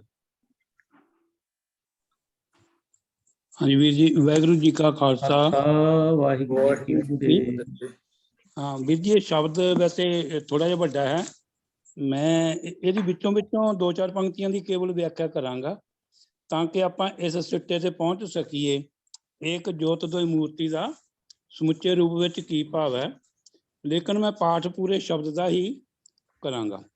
ਸ੍ਰੀ ਰਾਗ ਮਹਿਲਾ ਤੀਜਾ, ਭਾਵ ਤੀਜਾ ਮਹਲਾ ਗੁਰੂ ਅਮਰਦਾਸ ਜੀ ਦੀ ਬਾਣੀ ਹੈ। ਸ੍ਰੀ ਰਾਗ ਦੇ ਅੰਦਰ ਤ੍ਰੈ ਗੁਣ ਮਾਇਆ ਮੋਹ ਹੈ, ਗੁਰਮੁਖ ਚੌਥਾ ਪਦ ਪਾਏ, ਕਰ ਕਿਰਪਾ ਮੇ ਲਾਇਨ ਹਰ ਨਾਮ ਵਸਿਆ ਮਨ ਆਏ, ਪੋਤੈ ਜਿਨ ਕੇ ਪੁੰਨ ਹੈ ਤਿਨ ਸਤ ਸੰਗਤ ਮੇ ਲਾਏ, ਭਾਈ ਰੇ ਗੁਰਮਤਿ ਸਾਚ ਰਹਾਓ, ਸਾਚੋ ਸਾਚ ਕਮਾਵਨਾ ਸਾਚੇ ਸ਼ਬਦ ਮਿਲਾਓ ਰਹਾਓ, ਜਿਨੀ ਨਾਮ ਪਛਾਣਿਆ ਤੈਨ ਬਿਟੋਂ ਬਲ ਜਾਓ, ਆਪ ਛੋੜ ਚਰਨੀ ਲੱਗਾ ਚੱਲਾਂ ਤਨ ਕੈ ਭਾਏ, ਲਾਹਾ ਹਰ ਹਰ ਨਾਮ ਮਿਲੇ ਸਹਿਜੇ ਨਾਮ ਸਮਾਏ, ਬਿਨ ਗੁਰ ਮਹਿਲ ਨਾ ਪਾਈਐ ਨਾਮ ਨਾ ਪ੍ਰਾਪਤ ਹੋਏ, ਐਸਾ ਸਤਿਗੁਰ ਲੋੜ ਲਹੋ ਜਿਦੋਂ ਪਾਈਐ ਸੱਚ ਸੋਏ, ਅਸੁਰ ਸੰਘਾਰੈ ਸੁਖ ਵਸੈ ਜੋ ਤਿਸ ਭਾਵੈ ਸੋ ਹੋਏ, ਜਿਹਾ ਸਤਿਗੁਰ ਕਰ ਜਾਣਿਆ ਤੇਹੋ ਜਿਹਾ ਸੁਖ ਹੋਏ, ਇਹ ਸਹਿਸਾ ਮੁੱਲੇ ਨਾਹੀਂ ਭਾਵ ਲਾਏ ਜਨ ਕੋਏ, ਨਾਨਕ ਏਕ ਜੋਤ ਦੋਏ ਮੂਰਤੀ ਸ਼ਬਦ ਮਿਲਾਵਾ ਹੋਏ। ਹੁਣ ਇਹਦੇ ਵਿੱਚ ਬਾਰ-ਬਾਰ ਸਤਿਗੁਰ ਗੁਰ ਪਾਇਆ, ਬਿਨ ਗੁਰ ਬੜਾ ਸਪਸ਼ਟ ਹੈ, ਗੁਰੂ ਤੋਂ ਬਿਨਾਂ ਉਹਦਾ ਮਹਿਲ ਪ੍ਰਾਪਤ ਹੀ ਨਹੀਂ ਹੁੰਦਾ। ਇਹ ਕੇਵਲ ਇੱਕ ਕਲਿਊ ਹੈ ਸਮਝ ਨੂੰ, ਗੁਰਬਾਣੀ ਨੂੰ ਸਮਝਣ ਵਾਸਤੇ ਵੀ ਪੂਰਾ ਸ਼ਬਦ ਜਦੋਂ ਅਸੀਂ ਵਿਚਾਰਦੇ ਹਾਂ ਕੇਵਲ ਇੱਕ ਪੰਕਤੀ ਪੜ੍ਹ ਕੇ ਉਹਦਾ ਅਰਥ ਕਰਾਂਗੇ ਤਾਂ ਹੋ ਸਕਦਾ ਇਹ ਮਤਲਬ ਬਹੁਤ ਵੱਡੀ ਬੇਇਨਸਾਫੀ ਹੈ। ਅਰਥ ਭਾਵ ਨਾਲ ਪੂਰਾ ਸ਼ਬਦ ਵਿਚਾਰ ਕੇ ਉਹਦੇ ਵਿੱਚੋਂ ਜੋ ਜੋ ਗੁਰੂ ਸਾਹਿਬ ਨੇ ਸਾਨੂੰ ਕਲਿਊ ਦਿੱਤੇ ਹੈ ਉਹਨਾਂ ਨੂੰ ਵਿਚਾਰ ਕੇ ਹੀ ਅਰਥ ਭਾਵ ਲੈਣਾ ਚਾਹੀਦਾ ਹੈ। ਭਾਵ ਸਮੁੱਚਾ ਭਾਵ ਇਹ ਹੈ ਵੀ ਇਹ ਜਿਹੜੀ ਸਾਰੀ ਦੁਨੀਆ ਇਹ ਤ੍ਰੈਗੁਣੀ ਮਾਇਆ ਦੇ ਪ੍ਰਭਾਵ ਦੇ ਅਧੀਨ ਵਿਚਰਦੀ ਹੈ ਤੇ ਕੋਈ ਵਿਰਲਾ ਹੀ ਗੁਰਮੁਖ ਚੌਥਾ ਪਦ ਪਾਏ, ਕੋਈ ਵਿਰਲਾ ਹੀ ਜਿਹੜਾ ਗੁਰੂ ਦੇ ਸਨਮੁਖ ਹੋ ਕੇ ਚੌਥੇ ਪਦ ਨੂੰ ਪ੍ਰਾਪਤ ਕਰਦਾ ਹੈ, ਨਹੀਂ ਤਾਂ ਸਾਰੀ ਦੁਨੀਆ ਰਜੋ ਸਤੋ ਤਮੋ ਦੇ ਅਧੀਨ ਭਾਵ ਮਾਇਆ ਦੇ ਅਧੀਨ ਹੋ ਕੇ ਹੀ ਵਿਚਰਦੀ ਹੈ ਸੰਸਾਰ ਵਿੱਚ। ਕਰ ਕਿਰਪਾ ਮਿਲਾਇਨ ਉਹ ਕਿਰਪਾ ਕਰਕੇ ਮਿਲਾਉਂਦਾ ਹੈ। ਹਰ ਨਾਮ ਵਸਿਆ ਮਨ ਆਏ। ਇਸ ਤਰ੍ਹਾਂ ਪ੍ਰਮਾਤਮਾ ਦਾ ਨਾਮ ਜਿਹੜਾ ਮਨ ਦੇ ਵਿੱਚ ਆ ਕੇ ਵਸ ਜਾਂਦਾ ਹੈ। ਅੱਗੇ ਹੈ ਜੀ ਆਪਾਂ ਰਹਾਉ ਦੇ ਬੰਦ ਦੀ ਵਿਚਾਰ ਕਰਾਂਗੇ। ਭਾਈ ਰੇ ਗੁਰਮਤਿ ਸਾਚ ਰਹਾਉ। ਹੇ ਭਾਈ, ਹੇ ਮੇਰੇ ਪਿਆਰਿਓ, ਗੁਰੂ ਦੀ ਮੱਤ ਰਾਹੀਂ, ਗੁਰੂ ਦੀ ਮੱਤ ਲੈ ਕੇ ਸਾਚ ਦੇ ਚੱਚੇ ਨੂੰ ਸਿਹਾਰੀ ਹੈ। ਸਾਚ ਵਿੱਚ ਰਹਾਉ ਭਾਵ ਸੱਚ ਵਿੱਚ ਟਿਕੇ ਰਹੋ। ਰਹਾਉ ਦਾ ਬੰਦ ਦਾ ਮਤਲਬ ਇਹੀ ਹੈ ਵੀ ਇੱਥੇ ਰੁਕ ਜਾਓ। ਰੁਕਣ ਤੋਂ ਭਾਵ ਆ ਵੀ ਇੱਥੇ ਟਿਕੇ ਰਹੋ। ਸਾਚ ਰਹਾਉ ਤੋਂ ਸੱਚ ਦੇ ਵਿੱਚ ਟਿਕੇ ਰਹੋ। ਟਿਕਣਾ ਕਿਵੇਂ? ਗੁਰੂ ਦੀ ਮੱਤ ਲੈ ਕੇ, ਗੁਰੂ ਦੀ ਮੱਤ ਰਾਹੀਂ। ਫਿਰ ਕੀ ਹੁੰਦਾ ਜੀ? ਜਦੋਂ ਅਸੀਂ ਗੁਰੂ ਦੀ ਮੱਤ ਲੈ ਲੈਂਦੇ ਹਾਂ ਤੇ ਉੱਥੇ ਸੱਚ ਦੇ ਵਿੱਚ ਟਿਕੇ ਰਹਿੰਦੇ ਹਾਂ, ਫਿਰ ਅੱਗੇ ਸੱਚੋ ਸਾਚ ਕਮਾਵਣਾ, ਕੇਵਲ ਸੱਚ ਹੀ ਕਮਾਉਣਾ ਹੈ, ਸੱਚ ਤੋਂ ਇਲਾਵਾ ਹੋਰ ਨਹੀਂ। ਸੱਚ ਹੈ ਸ਼ਬਦ ਮਿਲਾਓ। ਇਸੇ ਤਰ੍ਹਾਂ ਫਿਰ ਸੱਚੇ ਸ਼ਬਦ ਦੇ ਨਾਲ ਮਿਲਾਪ ਬਣਾਈ ਰੱਖੋ। ਸ਼ਬਦ ਦੇ ਨਾਲ ਆਪਣਾ ਜਿਹੜਾ ਸੰਬੰਧ ਹੈ ਉਹ ਬਣਾਈ ਰੱਖੋ। ਮਿਲਾਓ ਤੋਂ ਭਾਵ ਆਪਣੇ ਆਪ ਨੂੰ ਉਹਦੇ ਵਿੱਚ ਜੋੜੀ ਰੱਖਣਾ ਹੈ, ਸ਼ਬਦ ਦੇ ਵਿੱਚ। ਰਹਾਓ ਜਿਨੀ ਨਾਮ ਪਛਾਣਿਆ, ਜਿਨ੍ਹਾਂ ਨੇ ਉਸ ਮਾਲਕ ਦੇ ਨਾਮ ਨੂੰ ਪਛਾਣਿਆ, ਤਿੰਨਾਂ ਤੋਂ ਮੈਂ ਕੁਰਬਾਨ ਜਾਂਦਾ ਹਾਂ। ਤਿੰਨ ਵਿਟੋਂ ਵੱਲ ਜਾਓ, ਆਪ ਛੋੜ ਆਪਾ ਭਾਵ ਛੱਡ ਕੇ ਉਹਨਾਂ ਦੇ ਚਰਨੀ ਲੱਗਾ। ਚੱਲਾਂ ਤਿੰਨ ਕੇ ਭਾਏ, ਮੈਂ ਉਹਨਾਂ ਦੇ ਕਹੇ ਅਨੁਸਾਰ ਉਹਨਾਂ ਦੇ ਭਾਵ ਦੇ ਵਿੱਚ ਚੱਲਾਂ, ਇਹ ਮੇਰੀ ਇੱਛਾ ਹੈ। ਲਾਹਾ ਹਰ ਹਰ ਨਾਮ ਮਿਲੇ। ਲਾਹਾ ਜਿਹੜਾ ਮਿਲਦਾ ਹੈ ਉਹ ਹੈ ਪਰਮਾਤਮਾ ਦਾ ਨਾਮ। ਸਹਿਜੇ ਨਾਮ ਸਮਾਏ। ਇਸ ਤਰ੍ਹਾਂ ਸਹਿਜੇ ਹੀ, ਬੜਾ ਸੌਖੇ ਹੀ ਢੰਗ ਨਾਲ ਉਹ ਪਰਮਾਤਮਾ ਦੇ ਨਾਮ ਵਿੱਚ ਸਮਾ ਜਾਂਦਾ ਹੈ। ਹੁਣ ਜਿਹੜੀ ਅਗਲੀ ਪੰਕਤੀ ਹੈ ਇਹ ਬੜੀ ਧਿਆਨ ਨਾਲ ਆਪਣੀ ਵਿਚਾਰਨ ਵਾਲੀ ਹੈ। ਬਿਨ ਗੁਰ ਮਹਿਲ ਨਾ ਪਾਈਏ। ਗੁਰੂ ਤੋਂ ਬਿਨਾਂ ਉਸ ਮਾਲਕ ਦਾ ਟਿਕਾਣਾ, ਮਹਿਲ ਜਿਵੇਂ ਸਾਡਾ ਸਰੀਰ ਹੈ, ਇਹ ਪਰਮਾਤਮਾ ਲਈ ਮਹਿਲ ਹੈ, ਕਿਉਂਕਿ ਘਟ ਘਟ ਵਾਸੀ ਸਰਬ ਨਿਵਾਸੀ। ਉਹ ਸਾਰਿਆਂ ਦੇ ਹਿਰਦਿਆਂ ਵਿੱਚ ਵਸਦਾ ਹੈ ਅਤੇ ਹਰ ਇੱਕ ਦੇ ਹਿਰਦੇ ਵਿੱਚ ਵਸ ਰਿਹਾ। ਬਿਨ ਗੁਰ ਮਹਿਲ ਨਾ ਪਾਈਏ। ਉਹ ਪਰਮਾਤਮਾ ਦਾ ਦਰ, ਉਹਦਾ ਟਿਕਾਣਾ, ਉਹ ਬਿਨਾਂ ਗੁਰੂ ਤੋਂ ਨਹੀਂ ਪਾਇਆ ਜਾ ਸਕਦਾ। ਅਤੇ ਨਾ ਹੀ ਨਾਮ ਨਾ ਪ੍ਰਾਪਤ ਹੋਏ, ਅਤੇ ਨਾ ਹੀ ਉਸ ਮਾਲਕ ਦਾ ਨਾਮ ਪ੍ਰਾਪਤ ਹੁੰਦਾ ਹੈ ਗੁਰੂ ਤੋਂ ਬਿਨਾਂ। ਇਸ ਕਰਕੇ ਗੁਰੂ ਦੀ ਬੜੀ ਲੋੜ ਹੈ। ਫਿਰ ਅੱਗੇ ਦੇਖੋ ਬੜਾ ਸਪਸ਼ਟ ਹੈ, ਐਸਾ ਸਤਿਗੁਰ ਲੋੜ ਲਓ। ਫਿਰ ਇਹੋ ਜਿਹਾ ਗੁਰੂ ਨੂੰ ਲੱਭ ਲਵੋ, ਜਿੱਦੋਂ ਪਾਈਐ ਸੱਚ ਸੋਏ, ਜਿਸ ਤੋਂ ਅਸੀਂ ਇਹ ਸੱਚ ਪ੍ਰਾਪਤ ਕਰ ਲਈਏ। ਫਿਰ ਅੱਗੇ ਸਤਿਗੁਰੂ ਕੀ ਕਰਦਾ? ਜਦੋਂ ਅਸੀਂ ਸਤਿਗੁਰੂ ਨੂੰ ਪਾ ਲਿਆ, ਉਹਨੂੰ ਲੱਭ ਲਿਆ, ਅਸੀਂ ਉਸ ਦੇ ਸਿੱਖ ਬਣ ਗਏ, ਅਸੁਰ ਸੰਘਾਰੇ। ਉਹ ਜਿਹੜਾ ਸਤਿਗੁਰੂ ਹੈ ਉਹ ਸਾਡੇ ਅੰਦਰ ਜਿਹੜੇ ਕਾਮ ਕ੍ਰੋਧ ਲੋਭ ਮੋਹ ਹੰਕਾਰ ਰਾਖਸ਼ ਬਿਰਤੀ ਵਾਲੇ ਦੈਂਤ ਬੈਠੇ ਹਨ, ਉਹਨਾਂ ਦਾ ਨਾਸ਼ ਕਰ ਦਿੰਦਾ ਹੈ। ਅਸੁਰ ਸੰਘਾਰੈ ਸੁਖ ਵਸੈ। ਉਹ ਜੀਵ ਫਿਰ ਸੁੱਖ ਦੇ ਵਿੱਚ ਵਸਦਾ ਹੈ। ਇਸ ਤਰ੍ਹਾਂ ਜੋ ਤਿਸ ਭਾਵੈ, ਸੋ ਜਿਵੇਂ ਗੁਰੂ ਨੂੰ ਚੰਗਾ ਲੱਗਦਾ ਹੈ ਉਸ ਤਰ੍ਹਾਂ ਹੀ ਹੁੰਦਾ ਹੈ। ਜਿਹਾ ਸਤਿਗੁਰ ਕਰ ਜਾਣਿਆ, ਜਿਹੋ ਜਿਹਾ ਕਿਸੇ ਜੀਵ ਨੇ ਭਾਵ ਸੇਵਕ ਨੇ ਗੁਰੂ ਨੂੰ ਕਰਕੇ ਮੰਨਿਆ ਹੈ, ਜਿਹੋ ਜਿਹਾ ਭਾਵ ਉਹਦੇ ਮਨ ਵਿੱਚ ਬਣਿਆ ਹੈ, ਤੇਹੋ ਜਿਹਾ ਸੁੱਖ ਹੋਏ। ਸੁੱਖ ਵੀ ਉਹੋ ਜਿਹਾ ਹੀ ਪ੍ਰਾਪਤ ਹੁੰਦਾ ਹੈ ਜਿਹੋ ਜਿਹਾ ਸਾਡਾ ਗੁਰੂ ਨਾਲ ਪ੍ਰੇਮ ਹੈ, ਭਾਵ ਹੈ, ਭਾਵ ਭਾਵਨੀ ਹੈ। ਇਹ ਸਹਿਸਾ ਮੂਲੇ ਨਹੀਂ। ਇੱਥੇ ਫਿਰ ਜਦੋਂ ਇਸ ਸਟੇਜ ਤੇ ਪਹੁੰਚ ਜਾਂਦਾ ਜੀਵ, ਭਾਵ ਚੌਥੀ ਅਵਸਥਾ ਦੇ ਵਿੱਚ ਪਹੁੰਚ ਜਾਂਦਾ ਹੈ। ਜਦੋਂ ਆਪਾਂ ਸ਼ੁਰੂ ਗੱਲ ਕੀਤੀ ਹੈ ਨਾ, ਤ੍ਰੈਗੁਣ ਮਾਇਆ ਮੋਹ ਹੈ, ਵੀ ਸਾਰਾ ਸੰਸਾਰ ਤਾਂ ਤਿੰਨ ਗੁਣੀ ਮਾਇਆ ਦੇ ਵਿੱਚ ਵਿਆਪਦਾ ਹੈ। ਪਰ ਜਿਹੜਾ ਗੁਰੂ ਨੂੰ ਪ੍ਰਾਪਤ ਹੋ ਜਾਂਦਾ ਹੈ, ਬਿਨ ਗੁਰ ਮਹਿਲ ਨਾ ਪਾਈਏ, ਜਿਵੇਂ ਆਪਾਂ ਐਸਾ ਸਤਿਗੁਰੂ ਲੋੜ ਲਓ, ਐਸੇ ਸਤਿਗੁਰੂ ਨੂੰ ਲੱਭ ਲਓ, ਐਸੇ ਸਤਿਗੁਰੂ ਨੂੰ ਮਿਲ ਪਾਓ। ਤੇ ਜਿਹਾ ਸਤਿਗੁਰ ਕਰ ਜਾਣਿਆ, ਇਹੋ ਜਿਹਾ ਸੁੱਖ ਹੋਏ, ਇਹ ਸਹਿਸਾ ਮੂਲੇ ਨਹੀਂ। ਫਿਰ ਇੱਥੇ ਕੋਈ ਸ਼ੰਕਾ ਦੀ ਗੁੰਜਾਇਸ਼ ਹੀ ਨਹੀਂ, ਕੋਈ ਡਰ ਨਹੀਂ, ਕੋਈ ਭਉ ਨਹੀਂ। ਸਹਿਸਾ ਹੁੰਦਾ ਸ਼ੰਕਾ, ਮਨ ਦੇ ਵਿੱਚ ਕਿਸੇ ਕਿਸਮ ਦਾ ਡਰ ਹੋਣਾ, ਉਹ 1% ਵੀ ਨਹੀਂ ਰਹਿੰਦਾ। ਤੇ ਭਾਉ ਲਾਏ ਜਨ ਕੋਏ। ਜੇਕਰ ਕੋਈ ਜਨ ਸੇਵਕ ਗੁਰੂ ਨਾਲ ਭਾਵ ਪ੍ਰੇਮ ਭਾਵ ਬਣਾਉਂਦਾ ਹੈ ਤੇ ਉਹ ਫਿਰ ਸੰਸਾ ਮੁਕਤ ਹੋ ਜਾਂਦਾ ਹੈ, ਨਿਸ਼ਚਿੰਤ ਹੋ ਜਾਂਦਾ ਹੈ। ਫਿਰ ਉਹਨੂੰ ਪ੍ਰਾਪਤੀ ਕੀ ਹੁੰਦੀ ਹੈ? ਜਿਵੇਂ ਕਿ ਇੱਕ ਹੋਰ ਥਾਂ ਗੁਰੂ ਸਾਹਿਬ ਨੇ ਜ਼ਿਕਰ ਕੀਤਾ ਹੈ, ਫਿਰ ਉਹ ਜਿਹੜਾ ਗੁਰੂ ਸਿੱਖ ਗੁਰੂ ਹੈ। ਹਾਂਜੀ, ਗੁਰੂ ਸਿੱਖ ਹੈ, ਸਿੱਖ ਗੁਰੂ ਹੈ, ਏਕੋ ਗੁਰ ਉਪਦੇਸ਼ ਚਲਾਏ। ਫਿਰ ਗੁਰੂ ਸਿੱਖ ਵਿੱਚ ਸਮਾ ਜਾਂਦਾ। ਜਿਸ ਤਰ੍ਹਾਂ ਭਾਈ ਲਹਿਣਾ ਤੇ ਗੁਰੂ ਨਾਨਕ ਦੇਵ ਜੀ, ਗੁਰੂ ਨਾਨਕ ਦੇਵ ਜੀ ਆਖਰੀ ਸਮੇਂ ਤੇ ਗੁਰੂ ਅੰਗਦ ਦੇਵ ਦੇ ਵਿੱਚ ਆਪਣੀ ਜੋਤ ਟਿਕਾ ਦਿੰਦੇ ਹਨ। ਇਸ ਤਰ੍ਹਾਂ ਭਾਈ ਲਹਿਣਾ ਜੀ ਅੱਗੇ ਆਪਣੇ ਅੰਤ ਸਮੇਂ ਆਪਣੀ ਜੋਤ ਤੀਜੇ ਗੁਰੂ ਵਿੱਚ ਟਿਕਾ ਦਿੰਦੇ ਹਨ। ਭਾਵ ਪਹਿਲਾਂ ਲਹਿਣਾ ਸਿੱਖ ਸੀ, ਫਿਰ ਉਹ ਗੁਰੂ ਜੀ ਬਣ ਗਏ। ਪਹਿਲਾਂ ਜਿਹੜਾ ਆਪਣੇ ਭਾਈ ਲੈਣ ਤੀਜੇ ਗੁਰੂ ਅਮਰਦਾਸ ਜੀ ਉਹ ਸਿੱਖ ਸਨ, ਫਿਰ ਉਹ ਗੁਰੂ ਬਣ ਗਏ। ਭਾਵ ਗੁਰੂ ਤੋਂ ਸਿੱਖ ਵੀ ਬਣਦਾ ਤੇ ਸਿੱਖ ਤੋਂ ਗੁਰੂ ਵੀ ਬਣਦਾ। ਗੁਰੂ ਨਾਨਕ ਦੇਵ ਜੀ ਜੋਤ ਟਿਕਾ ਕੇ ਆਪ ਫਿਰ ਦੂਜੇ ਗੁਰੂ ਨੂੰ ਮੱਥਾ ਵੀ ਟੇਕਦੇ ਹਨ, ਭਾਵ ਉਹਦੇ ਸਿੱਖ ਬਣ ਜਾਂਦੇ ਹਨ ਤੇ ਉਹਨਾਂ ਨੂੰ ਗੁਰੂ ਬਣਾ ਦਿੰਦੇ ਹਨ। ਇਸ ਤਰ੍ਹਾਂ ਹੀ ਇਹ ਘਟਨਾ ਵਾਪਰਦੀ ਹੈ। ਫਿਰ ਜਦੋਂ ਇਹ ਸਿੱਖ ਇਸ ਸਟੇਜ ਤੇ ਪਹੁੰਚ ਜਾਂਦਾ ਹੈ ਤਾਂ ਉਹ ਕਰਦਾ ਕੀ ਆ, ਇੱਕ ਉਹ ਗੁਰ ਉਪਦੇਸ਼ ਚਲਾਏ, ਉਹ ਕੇਵਲ ਫਿਰ ਗੁਰੂ ਦੇ ਉਪਦੇਸ਼ ਨੂੰ ਅੱਗੇ ਵਧਾਉਂਦਾ ਹੈ। ਜਿਵੇਂ ਗੁਰੂ ਅੰਗਦ ਦੇਵ ਜੀ ਨੇ ਗੁਰੂ ਨਾਨਕ ਦੇਵ ਦੀ ਵਿਚਾਰਧਾਰਾ ਨੂੰ ਅੱਗੇ ਫੈਲਾਇਆ, ਲੋਕਾਂ ਦੇ ਵਿੱਚ ਵੰਡਿਆ, ਤੇ ਫਿਰ ਉਹਦੀ ਕਾਰ ਉਸੇ ਗੁਰੂ ਵਾਲੀ ਹੋ ਜਾਂਦੀ ਹੈ ਜਿੱਥੋਂ ਉਹਨੇ ਸ਼ਬਦ ਲਿਆ ਹੁੰਦਾ। ਅਖੀਰ ਦੇ ਵਿੱਚ ਨਾਨਕ ਏਕ ਜੋਤ ਦੋਏ ਮੂਰਤੀ। ਹੁਣ ਭਾਵੇਂ ਗੁਰੂ ਨਾਨਕ ਦੇ ਭਾਈ ਲਹਿਣਾ ਜੀ ਦੇਖਣ ਨੂੰ ਤਾਂ ਦੋ ਸਨ, ਪਰ ਉਹਨਾਂ ਦੀ ਜਿਹੜੀ ਆਤਮਿਕ ਵਿਚਾਰਧਾਰਾ, ਉਹਨਾਂ ਦਾ ਸਾਰਾ ਜੋ ਉਪਦੇਸ਼ ਸੀ ਉਹ ਇੱਕੋ ਹੀ ਹੋ ਗਿਆ। ਇਸ ਕਰਕੇ ਵੇਖਣ ਵਿੱਚ ਉਹ ਦੋ ਹੈ, ਲੇਕਿਨ ਅੰਦਰੂਨੀ ਤੌਰ ਤੇ ਇੱਕ ਦੂਜੇ ਨਾਲ ਭਾਵਨਾਤਮਕ ਕੀ ਆਪਾਂ ਕਹਿ ਸਕਦੇ ਹਾਂ, ਅਧਿਆਤਮਿਕ ਤੌਰ ਤੇ ਉਹ ਇੱਕ ਹਨ। ਏਕ ਜੋਤ ਦੋਏ ਮੂਰਤੀ। ਫਿਰ ਇਹ ਵਾਪਰਦਾ ਕਿੱਦਾਂ ਵੀ ਏਕ ਜੋਤ ਦੋਏ ਮੂਰਤੀ ਵਾਪਰਦਾ ਕਿੱਦਾਂ? ਉਹ ਅਖੀਰਲੀ ਅੱਧੀ ਪੰਕਤੀ ਦੇ ਵਿੱਚ ਸ਼ਬਦ ਮਿਲਾਵਾ ਹੋਏ। ਇਹ ਸਾਰਾ ਸ਼ਬਦ ਦੇ ਰਾਹੀਂ ਮਿਲਾਪ ਹੁੰਦਾ ਹੈ।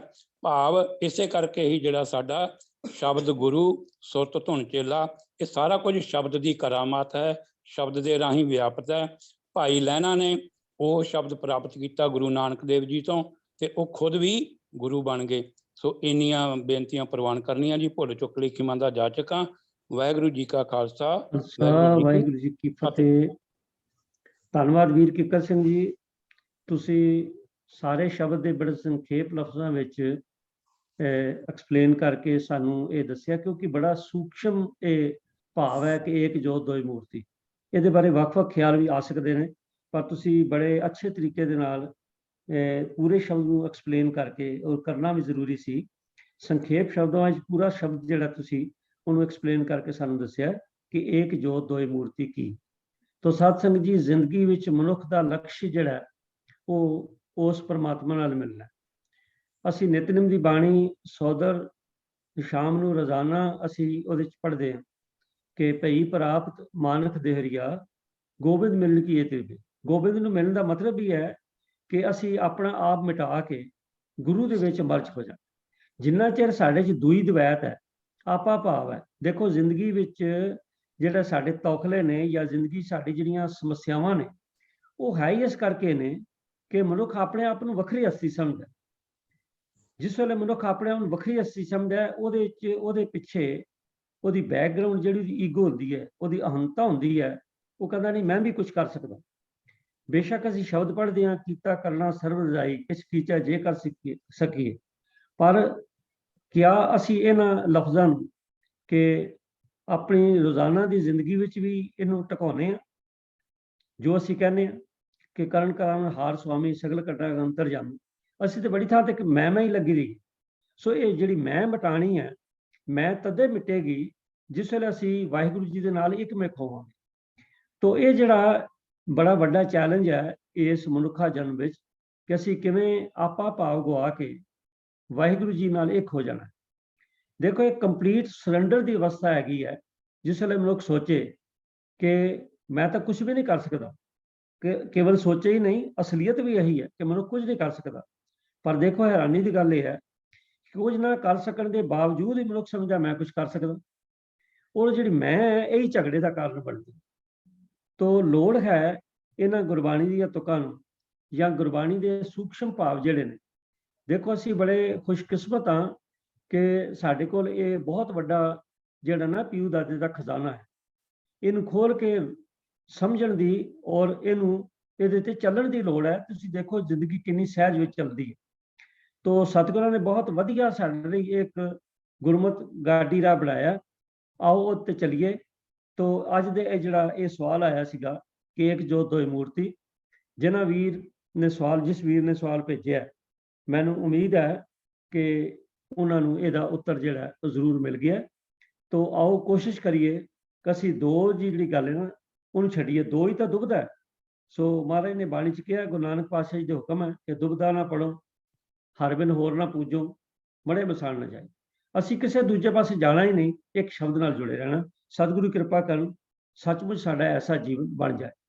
ਤੋ ਆਓ ਸਾਧ ਸੰਗਤ ਜੀ, ਅਗਲਾ ਸਵਾਲ ਜਿਹੜਾ ਉਹ ਸਿੱਖ ਇਤਿਹਾਸ ਨਾਲ ਰਿਲੇਟਡ ਹੈ, ਕਿਉਂਕਿ ਸਿੱਖ ਇਤਿਹਾਸ ਬਾਰੇ ਮੈਂ ਬੇਨਤੀ ਕਰਦੇ ਹਾਂ ਕਿ ਇਹ ਆਮ ਤੌਰ ਤੇ ਕਿਹਾ ਜਾਂਦਾ ਹੈ ਕਿ ਸਾਡੀ ਕੌਮ ਨੇ ਇਤਿਹਾਸ ਸਿਰਜਿਆ ਬਹੁਤ ਹੈ, ਲਿਖਿਆ ਬੜਾ ਘੱਟ।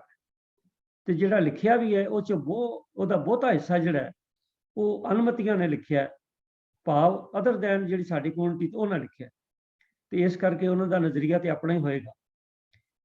ਇਹੀ ਕਾਰਨ ਹੈ ਕਿ ਅਸੀਂ ਦੇਖਦੇ ਹਾਂ ਕਿ ਬਹੁਤ ਸਾਰੀਆਂ ਥਾਵਾਂ ਤੇ ਇਤਿਹਾਸ ਵਿੱਚ ਬੜੀਆਂ ਜਿਹੜੀਆਂ ਨੇ ਉਹ ਸਵੈ ਵਿਰੋਧੀ ਗੱਲਾਂ ਮਿਲਦੀਆਂ ਨੇ, ਔਰ ਕਈ ਗੱਲਾਂ ਤੇ ਐਸੀਆਂ ਨੇ ਜਿਹੜੀਆਂ ਕਿ ਬਿਲਕੁਲ ਗੁਰਮਤਿ ਵਿਰੋਧੀ ਵੀ ਨੇ, ਬੇਸਿਕ ਵਿਚਾਰਧਾਰਾ ਦੇ ਖਿਲਾਫ ਵੀ ਨੇ, ਪਰ ਉਹ ਰਾਈਟਰਸ ਨੇ ਲਿਖ ਦਿੱਤੀਆਂ, ਉੱਦਾਂ ਹੀ ਚੱਲ ਰਹੀਆਂ। ਔਰ ਮੈਨੂੰ ਖਿਮਾ ਕਰਨਾ, ਮੈਂ ਸਮਾਂ ਲੈ ਰਿਹਾ, ਮੈਂ ਇੱਕ ਗੱਲ ਕਹਿਣੀ ਜ਼ਰੂਰ ਚਾਹੁੰਦਾ ਕਿ ਜੋ ਹੋ ਗਿਆ ਸੋ ਹੋ ਗਿਆ। ਹੁਣ ਵੀ ਤੁਸੀਂ ਦੇਖ ਲਓ ਕਿ ਅੱਜ ਦੀ ਤਰੀਕ 'ਚ ਹੀ ਸਾਡੇ ਇਤਿਹਾਸ ਨੂੰ ਤਰੋੜ ਮਰੋੜ ਕੇ ਪੇਸ਼ ਕੀਤਾ ਜਾ ਰਿਹਾ। ਆਏ ਦਿਨ ਕੋਈ ਨਾ ਕੋਈ ਘਟਨਾ ਐਸੀ ਸਾਹਮਣੇ ਆ ਜਾਂਦੀ ਹੈ ਕਿ ਫਲਾਣੀ ਥਾਂ ਤੇ ਇਹ ਲਿਖਤਾ, ਫਲਾਣੀ ਥਾਂ ਤੇ ਇਹ ਲਿਖਤਾ। ਤੋ ਸਾਡੇ ਇਤਿਹਾਸ ਦੇ ਨਾਲ ਛੇੜਛਾੜ ਕੀਤੀ ਜਾ ਰਹੀ ਹੈ। ਕਿਉਂ? ਉਹਦਾ ਕਾਰਨ ਇਹ ਹੈ ਕਿ ਸਾਡਾ ਜਿਹੜਾ ਵਿਰਸਾ ਹੈ, ਸਾਡਾ ਜਿਹੜਾ ਇਤਿਹਾਸ ਹੈ, ਉਹ ਬੜਾ ਵਡਮੁੱਲਾ ਹੈ। ਤੇ ਵਡਮੁੱਲੀ ਚੀਜ਼ ਤੇ ਹਰ ਇੱਕ ਦੀ ਅੱਖ ਹੁੰਦੀ ਹੈ, ਤੇ ਇਸ ਕਰਕੇ ਉਹਦੇ 'ਚ ਰਲਗੱਡ ਕਰਨਾ ਜਿਹੜਾ ਉਹ ਸਹਿਵਨ ਹੈ। ਪਰ ਲੋੜ ਤਾਂ ਇਹ ਹੈ ਕਿ ਅਸੀਂ ਆਪ ਜਿਹੜੇ ਨੇ, ਅਸੀਂ ਆਪ ਉਹਦੇ ਬਾਰੇ ਅਵੇਅਰ ਰਹੀਏ, ਜਾਗਰੂਕ ਰਹੀਏ, ਜਾਗਦੇ ਰਹੀਏ, ਤਾਂ ਜੇ ਸਾਡੇ ਇਤਿਹਾਸ ਤੇ ਕੋਈ ਛੇੜਛਾੜ ਨਾ ਕਰੇ। ਪਰ ਉਹਦੇ ਨਾਲ ਹੀ ਬੜਾ ਜ਼ਰੂਰੀ ਹੈ ਕਿ ਅਸੀਂ ਆਪ ਇਤਿਹਾਸ ਜੋ ਸਿਰਜਣਾ, ਉਹ ਸਾਡੇ ਇਤਿਹਾਸਕਾਰ ਜਿਹੜੇ ਨੇ ਉਹ ਬੜੀ ਦਿਆਨਤਦਾਰੀ ਦੇ ਨਾਲ ਉਸ ਇਤਿਹਾਸ ਨੂੰ ਲਿਖਣ। ਸੋ ਇਤਿਹਾਸ ਦਾ ਸਵਾਲ ਆਇਆ, ਮੈਂ ਇਸ ਕਰਕੇ 4 ਲਫ਼ਜ਼ ਆਪ ਨਾਲ ਸਾਂਝੇ ਕੀਤੇ ਨੇ, ਕਿਉਂਕਿ ਅੱਜ ਦੀ ਤਰੀਕ ਵਿੱਚ ਇਹ ਬਹੁਤ ਹੀ ਬਰਨਿੰਗ ਟਾਪਿਕ ਹੈ ਕਿ ਅਸੀਂ ਆਪਣੇ ਇਤਿਹਾਸ ਨੂੰ ਕਿਵੇਂ ਸੰਭਾਲ ਕੇ ਰੱਖਣਾ ਉਹਦੇ ਸਹੀ ਸਰੂਪ ਦੇ ਵਿੱਚ। ਕਿਉਂਕਿ ਅੱਜ ਜਿਹੜਾ ਮੀਡੀਆ ਦਾ ਯੁੱਗ ਆ ਗਿਆ, ਇਹਦੇ ਤੇ ਤੁਸੀਂ ਦੇਖੋ ਕਿ ਜੋ ਕਿਸੇ ਦਾ ਦਿਲ ਆਉਂਦਾ ਉਹ ਆਪਾਂ ਜਿਸ ਵੇਲੇ ਖੋਲ੍ਹਦੇ ਹਾਂ ਨੈਟ, ਜਿਸ ਦਾ ਕੋਈ ਵੀ ਦਿਲ ਆਉਂਦਾ ਉਹ ਆਪਣੀ ਚੀਜ਼ ਲਿਖ ਕੇ ਉੱਤੇ ਪਾ ਦਿੰਦਾ, ਤੇ ਅਸੀਂ ਆਮ ਮੇਰੇ ਵਰਗਾ ਸਮਝਦਾ ਵੀ ਇਹੀ ਠੀਕ ਹੈ।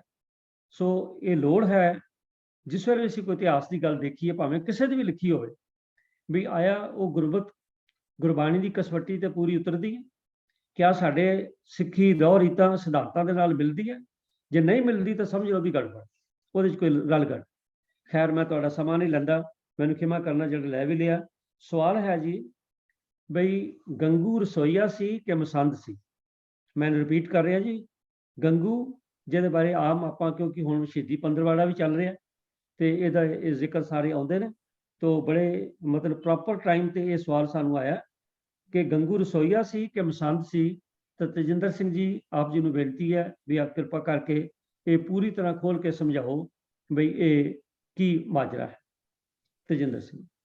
ਵਾਹਿਗੁਰੂ ਜੀ ਕਾ ਖਾਲਸਾ, ਵਾਹਿਗੁਰੂ ਜੀ ਕੀ ਫਤਿਹ।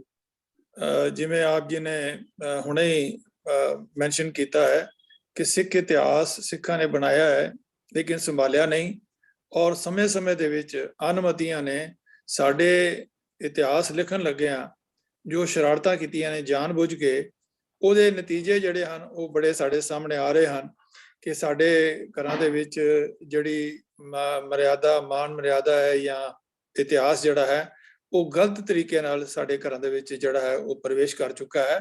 ਔਰ ਬਹੁਤੇ ਲੋਕ ਜਿਹੜੇ ਹਨ ਉਹ ਜਿਵੇਂ ਸਾਖੀਆਂ ਜਿਹੜੀਆਂ ਆਉਂਦੀਆਂ ਨੇ ਤੇ ਉਹ ਸਾਖੀਆਂ ਇਸ ਤਰੀਕੇ ਨਾਲ ਸਾਡੇ ਸਾਹਮਣੇ ਆਉਂਦੀਆਂ ਨੇ ਕਿ ਜੋ ਅਗਰ ਉਹਨੂੰ ਗੁਰਮਤਿ ਦੇ ਨਾਲ, ਗੁਰਬਾਣੀ ਦੇ ਨਾਲ ਅਗਰ ਉਸ ਨੂੰ ਅਸੀਂ ਜੋੜੀਏ ਤੇ ਸਾਨੂੰ ਕੁਝ ਸਮਝ ਨਹੀਂ ਆਉਂਦਾ ਕਿ ਇਹ ਕਿਹੜੀ ਗੱਲ ਹੈ ਠੀਕ ਹੈ ਜਾਂ ਕਿਹੜੀ ਚੀਜ਼ ਗਲਤ ਹੈ। ਤੋ ਇਸ ਕਰਕੇ ਮੈਂ ਬੇਨਤੀ ਕਰਾਂ ਕਿ ਇਹ ਜੋ ਗੰਗੂ ਵਾਲੀ ਜਿਹੜੀ ਗੱਲ ਹੈ, ਇਸ ਬਾਰੇ ਵੀ ਇਹ ਵਿਚਾਰ ਕਰਨਾ ਬੜਾ ਜ਼ਰੂਰੀ ਹੈ, ਨਖੇੜਨਾ ਜ਼ਰੂਰੀ ਹੈ ਕਿ ਉਹ ਰਸੋਈਆ ਸੀ ਜਾਂ ਉਹ ਮਸੰਦ ਸੀਗਾ ਕਿ ਜਾਂ ਗੰਗੂ ਨਾਂ ਦਾ ਇਤਿਹਾਸ ਦੇ ਵਿੱਚ ਕੋਈ ਜ਼ਿਕਰ ਨਹੀਂ ਆਇਆ। ਇਹ ਮਨੋਕਲਪਤ ਜਿਹੜੀ ਹੈ ਉਹ ਇੱਕ ਨਾਂ ਐਡ ਕਰ ਦਿੱਤਾ ਗਿਆ ਉਹਨਾਂ ਵੱਲੋਂ। ਤੇ ਇੱਕ ਇਹ ਵੀ ਇਤਿਹਾਸ ਦੇ ਵਿੱਚ ਇਹ ਵੀ ਜ਼ਿਕਰ ਆਉਂਦਾ ਹੈ ਕਿ ਉਹ ਸ਼ਾਇਦ ਬ੍ਰਾਹਮਣ ਸ਼੍ਰੇਣੀ ਨੂੰ ਦੇ ਅਗੇਂਸਟ ਕਰਨ ਵਾਸਤੇ ਉਹ ਬ੍ਰਾਹਮਣ ਜਿਹੜਾ ਕਰੈਕਟਰ ਜਿਹੜਾ ਹੈ ਉਹ ਇੱਕ ਜਿਹੜਾ ਘੜਿਆ ਗਿਆ ਹੈ। ਤੇ ਆਓ ਅਸੀਂ ਇਸ ਗੱਲ ਨੂੰ ਸਮਝੀਏ ਕਿ ਉਹ ਮਸੰਦ ਸੀਗਾ ਜਾਂ ਉਹ ਰਸੋਈਆ ਸੀਗਾ। ਤੇ ਸਭ ਤੋਂ ਪਹਿਲਾਂ ਅਸੀਂ ਗੱਲ ਡੀਲ ਕਰਨੇ ਆ ਕਿ ਉਹ ਰਸੋਈਏ ਦੀ ਗੱਲ ਜਿਹੜੀ ਕਰਦੇ ਹਾਂ ਕਿ ਗੰਗੂ ਬ੍ਰਾਹਮਣ ਬਾਰੇ ਇਹ ਦੱਸਿਆ ਜਾਂਦਾ ਹੈ ਕਿ ਉਹ ਸਹੇੜੀ ਦਾ ਵਸਨੀਕ ਸੀ ਤੇ ਗੁਰੂ ਘਰ ਦਾ ਰਸੋਈਆ ਸੀ, ਜਿਸਨੇ ਗਹਿਣਿਆਂ ਦੇ ਲਾਲੇ ਵਿੱਚ ਆ ਕੇ ਮਾਤਾ ਗੁਜਰ ਕੌਰ ਜੀ ਅਤੇ ਸਾਹਿਬਜ਼ਾਦਿਆਂ ਨੂੰ ਫੜਾ ਕੇ ਸ਼ਹੀਦ ਕਰਵਾਇਆ। ਆਓ ਅਸੀਂ ਇਹ ਦੇਖੀਏ ਕਿ ਇਸਲਾਮ, ਬੁੱਧ ਅਤੇ ਹਿੰਦੂ ਧਰਮ ਤੋਂ ਬਾਅਦ ਸਿੱਖ ਧਰਮ ਨੇ ਵੀ ਲੰਗਰ ਪ੍ਰਥਾ ਨੂੰ ਅਪਣਾਇਆ ਤੇ ਗੁਰੂ ਸਾਹਿਬ ਨੇ ਲੰਗਰ ਦੀ ਪ੍ਰਥਾ ਉੱਪਰ ਜ਼ੋਰ ਦਿੱਤਾ। ਲੰਗਰ ਗੁਰੂ ਘਰ ਦੇ ਸੇਵਕਾਂ ਵੱਲੋਂ ਮਿਲ ਕੇ ਸ਼ਰਧਾ ਭਾਵਨਾ ਅਤੇ ਸੇਵਾ ਵਜੋਂ ਤਿਆਰ ਕੀਤਾ ਜਾਂਦਾ ਸੀ। ਜ਼ਿਆਦਾਤਰ ਔਰਤਾਂ ਦੀ ਸ਼ਮੂਲੀਅਤ ਇਸ ਵਿੱਚ ਹੁੰਦੀ ਸੀ, ਜਿਵੇਂ ਕਿ ਅਸੀਂ ਮਾਤਾ ਖੀਵੀ ਜੀ ਦੇ ਬਾਰੇ, ਗੁਰੂ ਅੰਗਦ ਦੇਵ ਮਹਾਰਾਜ ਦੇ ਜੋ ਘਰੋਂ ਸਨ, ਉਹਨਾਂ ਦੇ ਬਾਰੇ ਦੇਖਦੇ ਹਾਂ ਕਿ ਲੰਗਰ ਦੌਲਤ ਵੰਡੀਏ ਰਸ ਅੰਮ੍ਰਿਤ ਖੀਰ ਘਿਆਲੀ, ਇਹਦੇ ਮਾਤਾ ਖੀਵੀ ਜੀ ਦਾ ਜ਼ਿਕਰ ਆਉਂਦਾ ਹੈ। ਤੇ ਇਹਨਾਂ ਨੇ ਇਹ ਜਿਹੜੀ ਹੈ ਲੰਗਰ ਦੀ ਜਿਹੜੀ ਹੈ ਰਿਸਪੌਂਸਿਬਿਲਿਟੀ ਲਈ ਹੋਈ ਸੀਗੀ। ਤਾਂ ਸਵਾਲ ਇਹ ਹੈ ਕਿ ਕੀ ਗੁਰੂ ਗੋਬਿੰਦ ਸਿੰਘ ਜੀ ਨੇ ਲੰਗਰ ਪ੍ਰਥਾ ਨੂੰ ਛੱਡ ਕੇ ਆਪਣੇ ਲਈ ਕੋਈ ਨਿੱਜੀ ਰਸੋਈ ਤਿਆਰ ਕੀਤੀ ਹੋਈ ਸੀ ਜਾਂ ਨਿੱਜੀ ਕੋਈ ਰਸੋਈਆ ਰੱਖਿਆ ਹੋਇਆ ਸੀਗਾ?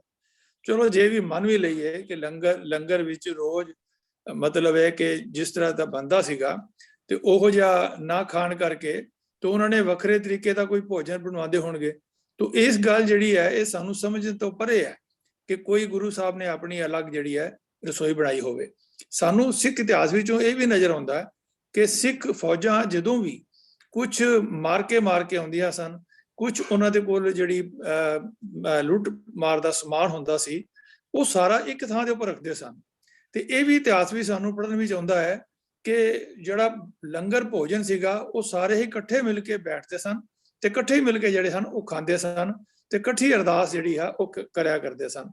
ਤੇ ਗੁਰੂ ਗੋਬਿੰਦ ਸਿੰਘ ਜੀ ਦੁਆਰਾ ਖਾਲਸਾ ਸਾਜਣ ਉਪਰੰਤ ਉਹਨਾਂ ਦਾ ਪ੍ਰਚਾਰ ਇੰਨਾ ਜ਼ੋਰ ਤੇ ਸੀ ਕਿ ਉਹ ਹਰ ਸ਼ਰਧਾਲੂ ਅਤੇ ਸੇਵਕ ਨੂੰ ਅੰਮ੍ਰਿਤ ਪਾਨ ਕਰਕੇ ਸਿੱਖ ਸੱਜਣ ਲਈ ਪ੍ਰੇਰਿਤ ਕਰਦੇ ਸਨ।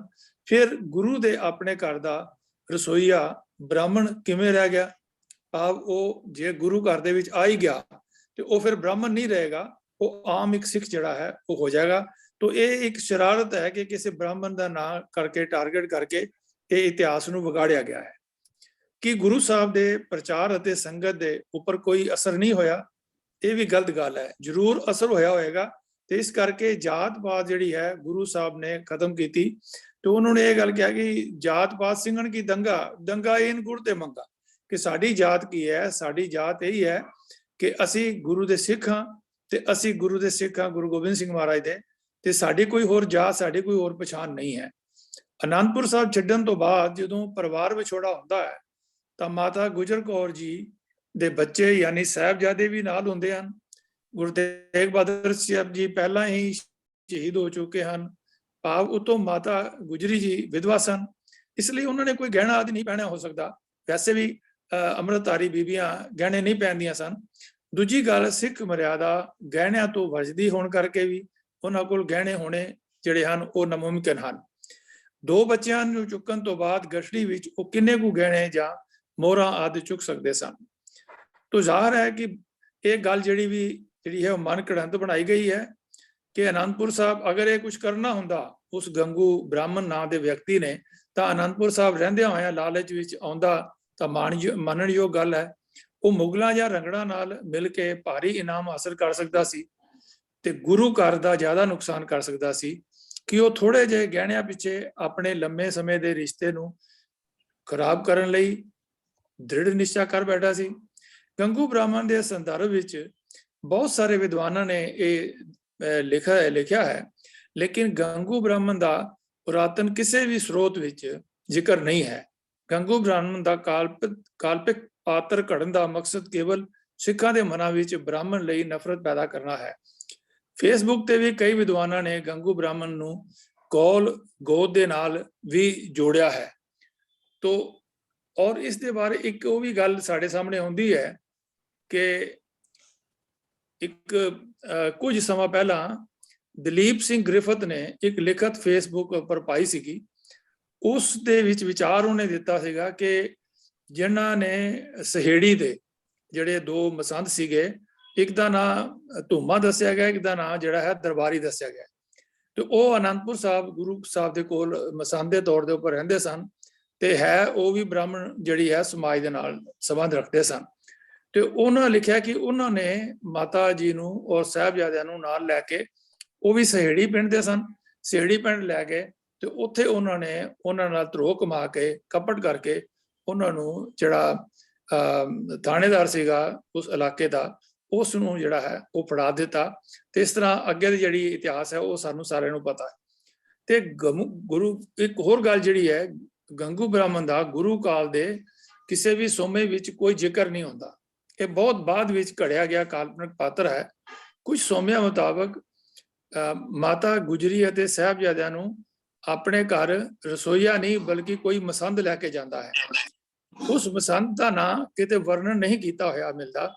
ਗੰਗੂ ਬ੍ਰਾਹਮਣ ਦੇ ਸੰਦਰਭ ਵਿੱਚ ਸਿੱਖ ਇਤਿਹਾਸਕਾਰ ਡਾਕਟਰ ਹਰਜਿੰਦਰ ਸਿੰਘ ਜੀ ਦਲਗੀਰ ਇੰਜ ਲਿਖਦੇ ਹਨ ਕਿ ਕਵੀ ਸੰਤੋਖ ਸਿੰਘ ਜੀ ਨੇ ਸ੍ਰੀ ਗੁਰਪ੍ਰਤਾਪ ਸੂਰਜ ਗ੍ਰੰਥ ਗੰਗੂ ਬ੍ਰਾਹਮਣ ਅਤੇ ਉਸ ਨੂੰ ਮੰਨਦਾ ਹੀ ਨਹੀਂ ਹੈ।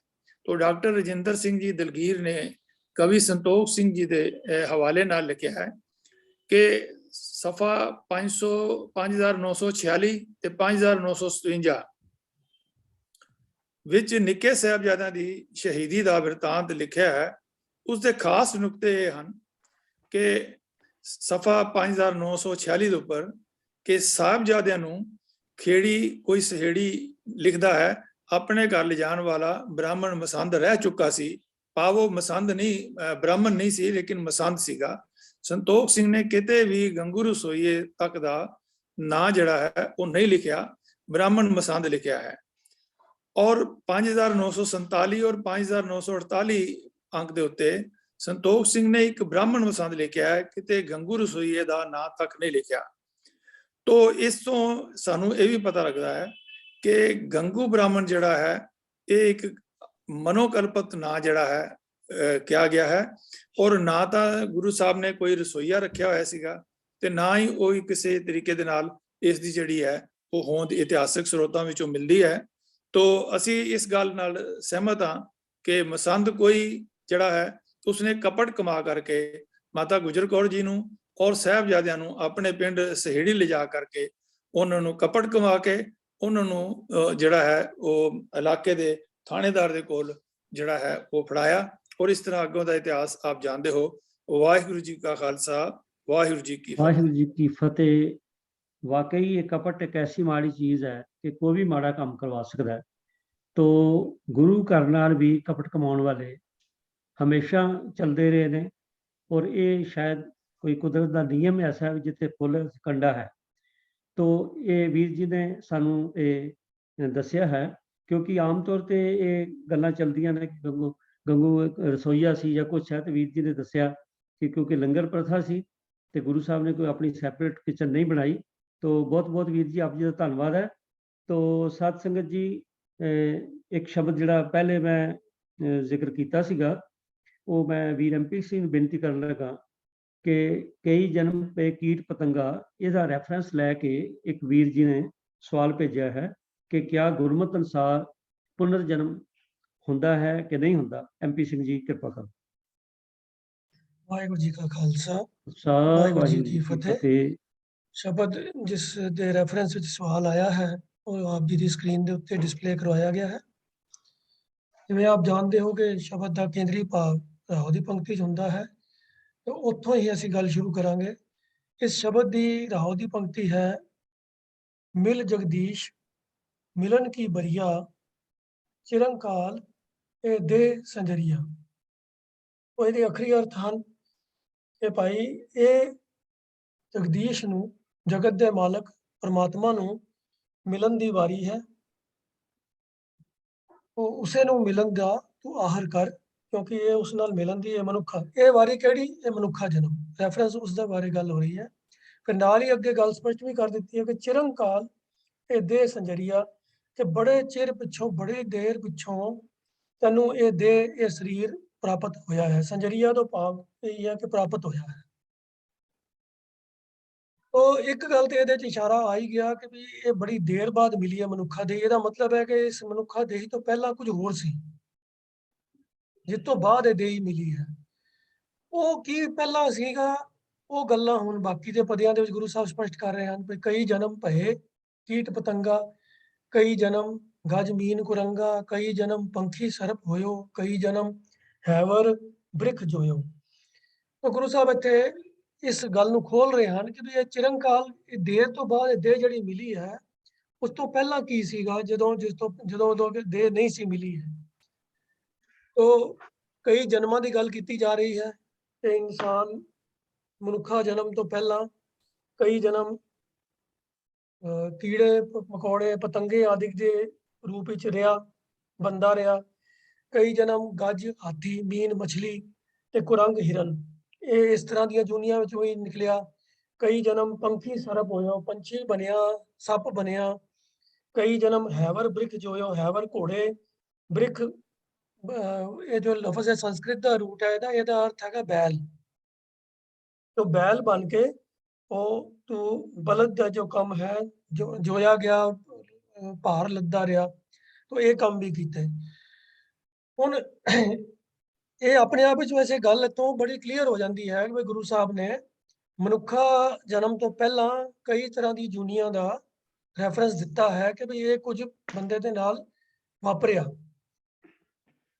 पर अजकल दे कुछ पिछले कुछ सालों तो ਜਿਹੜੇ ਸਾਡੇ ਮਾਡਰਨ ਕਈ ਵਿਦਵਾਨ ਹਨ, ਜ਼ਿਆਦਾ ਪੜ੍ਹੇ ਲਿਖੇ ਵਿਦਵਾਨ ਹਨ, ਉਹ ਕਹਿੰਦੇ ਹਨ ਨਹੀਂ ਜੀ ਤੁਸੀਂ ਇਹ ਸਨਾਤਨ ਮਤ ਦੀ ਜਿਹੜੀ ਵਿਚਾਰਧਾਰਾ ਹੈ ਇਹਦੇ ਮਗਰ ਜਾਣ ਦੀ ਜ਼ਰੂਰਤ ਨਹੀਂ ਹੈ। ਉਹ ਇਹ ਕਹਿੰਦੇ ਹਨ ਕਿ ਕੋਈ ਪਿਛਲੇ ਜਨਮ ਨਹੀਂ ਹੁੰਦੇ, ਤੇ ਇਸੇ ਕਰਕੇ ਸ਼ਾਇਦ ਇਹ ਸਵਾਲ ਵੀ ਕਿਸੇ ਦੇ ਮਨ 'ਚ ਉੱਠਿਆ ਹੋਇਆ ਹੈ ਕਿ ਵੀ ਇਹ ਕਨਫਿਊਜ਼ਨ ਹੋ ਰਿਹਾ ਕਿ ਵਾਕਈ ਪੁਨਰ ਜਨਮ ਹੁੰਦਾ ਵੀ ਹੈ ਕਿ ਨਹੀਂ ਹੁੰਦਾ।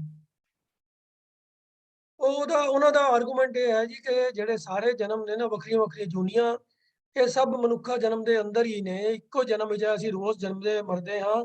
ਆਤਮਿਕ ਤੌਰ ਦੇ ਉੱਤੇ ਸਾਡੇ ਅੰਦਰ ਅਗਰ ਜੇ ਅਸੀਂ ਕੋਈ ਭੈੜੇ ਕੰਮ ਕਰਦੇ ਹਾਂ ਤੇ ਅਸੀਂ ਜਾਨਵਰ ਦੀ ਜੂਨ ਪੈ ਜਾਂਦੇ ਹਾਂ।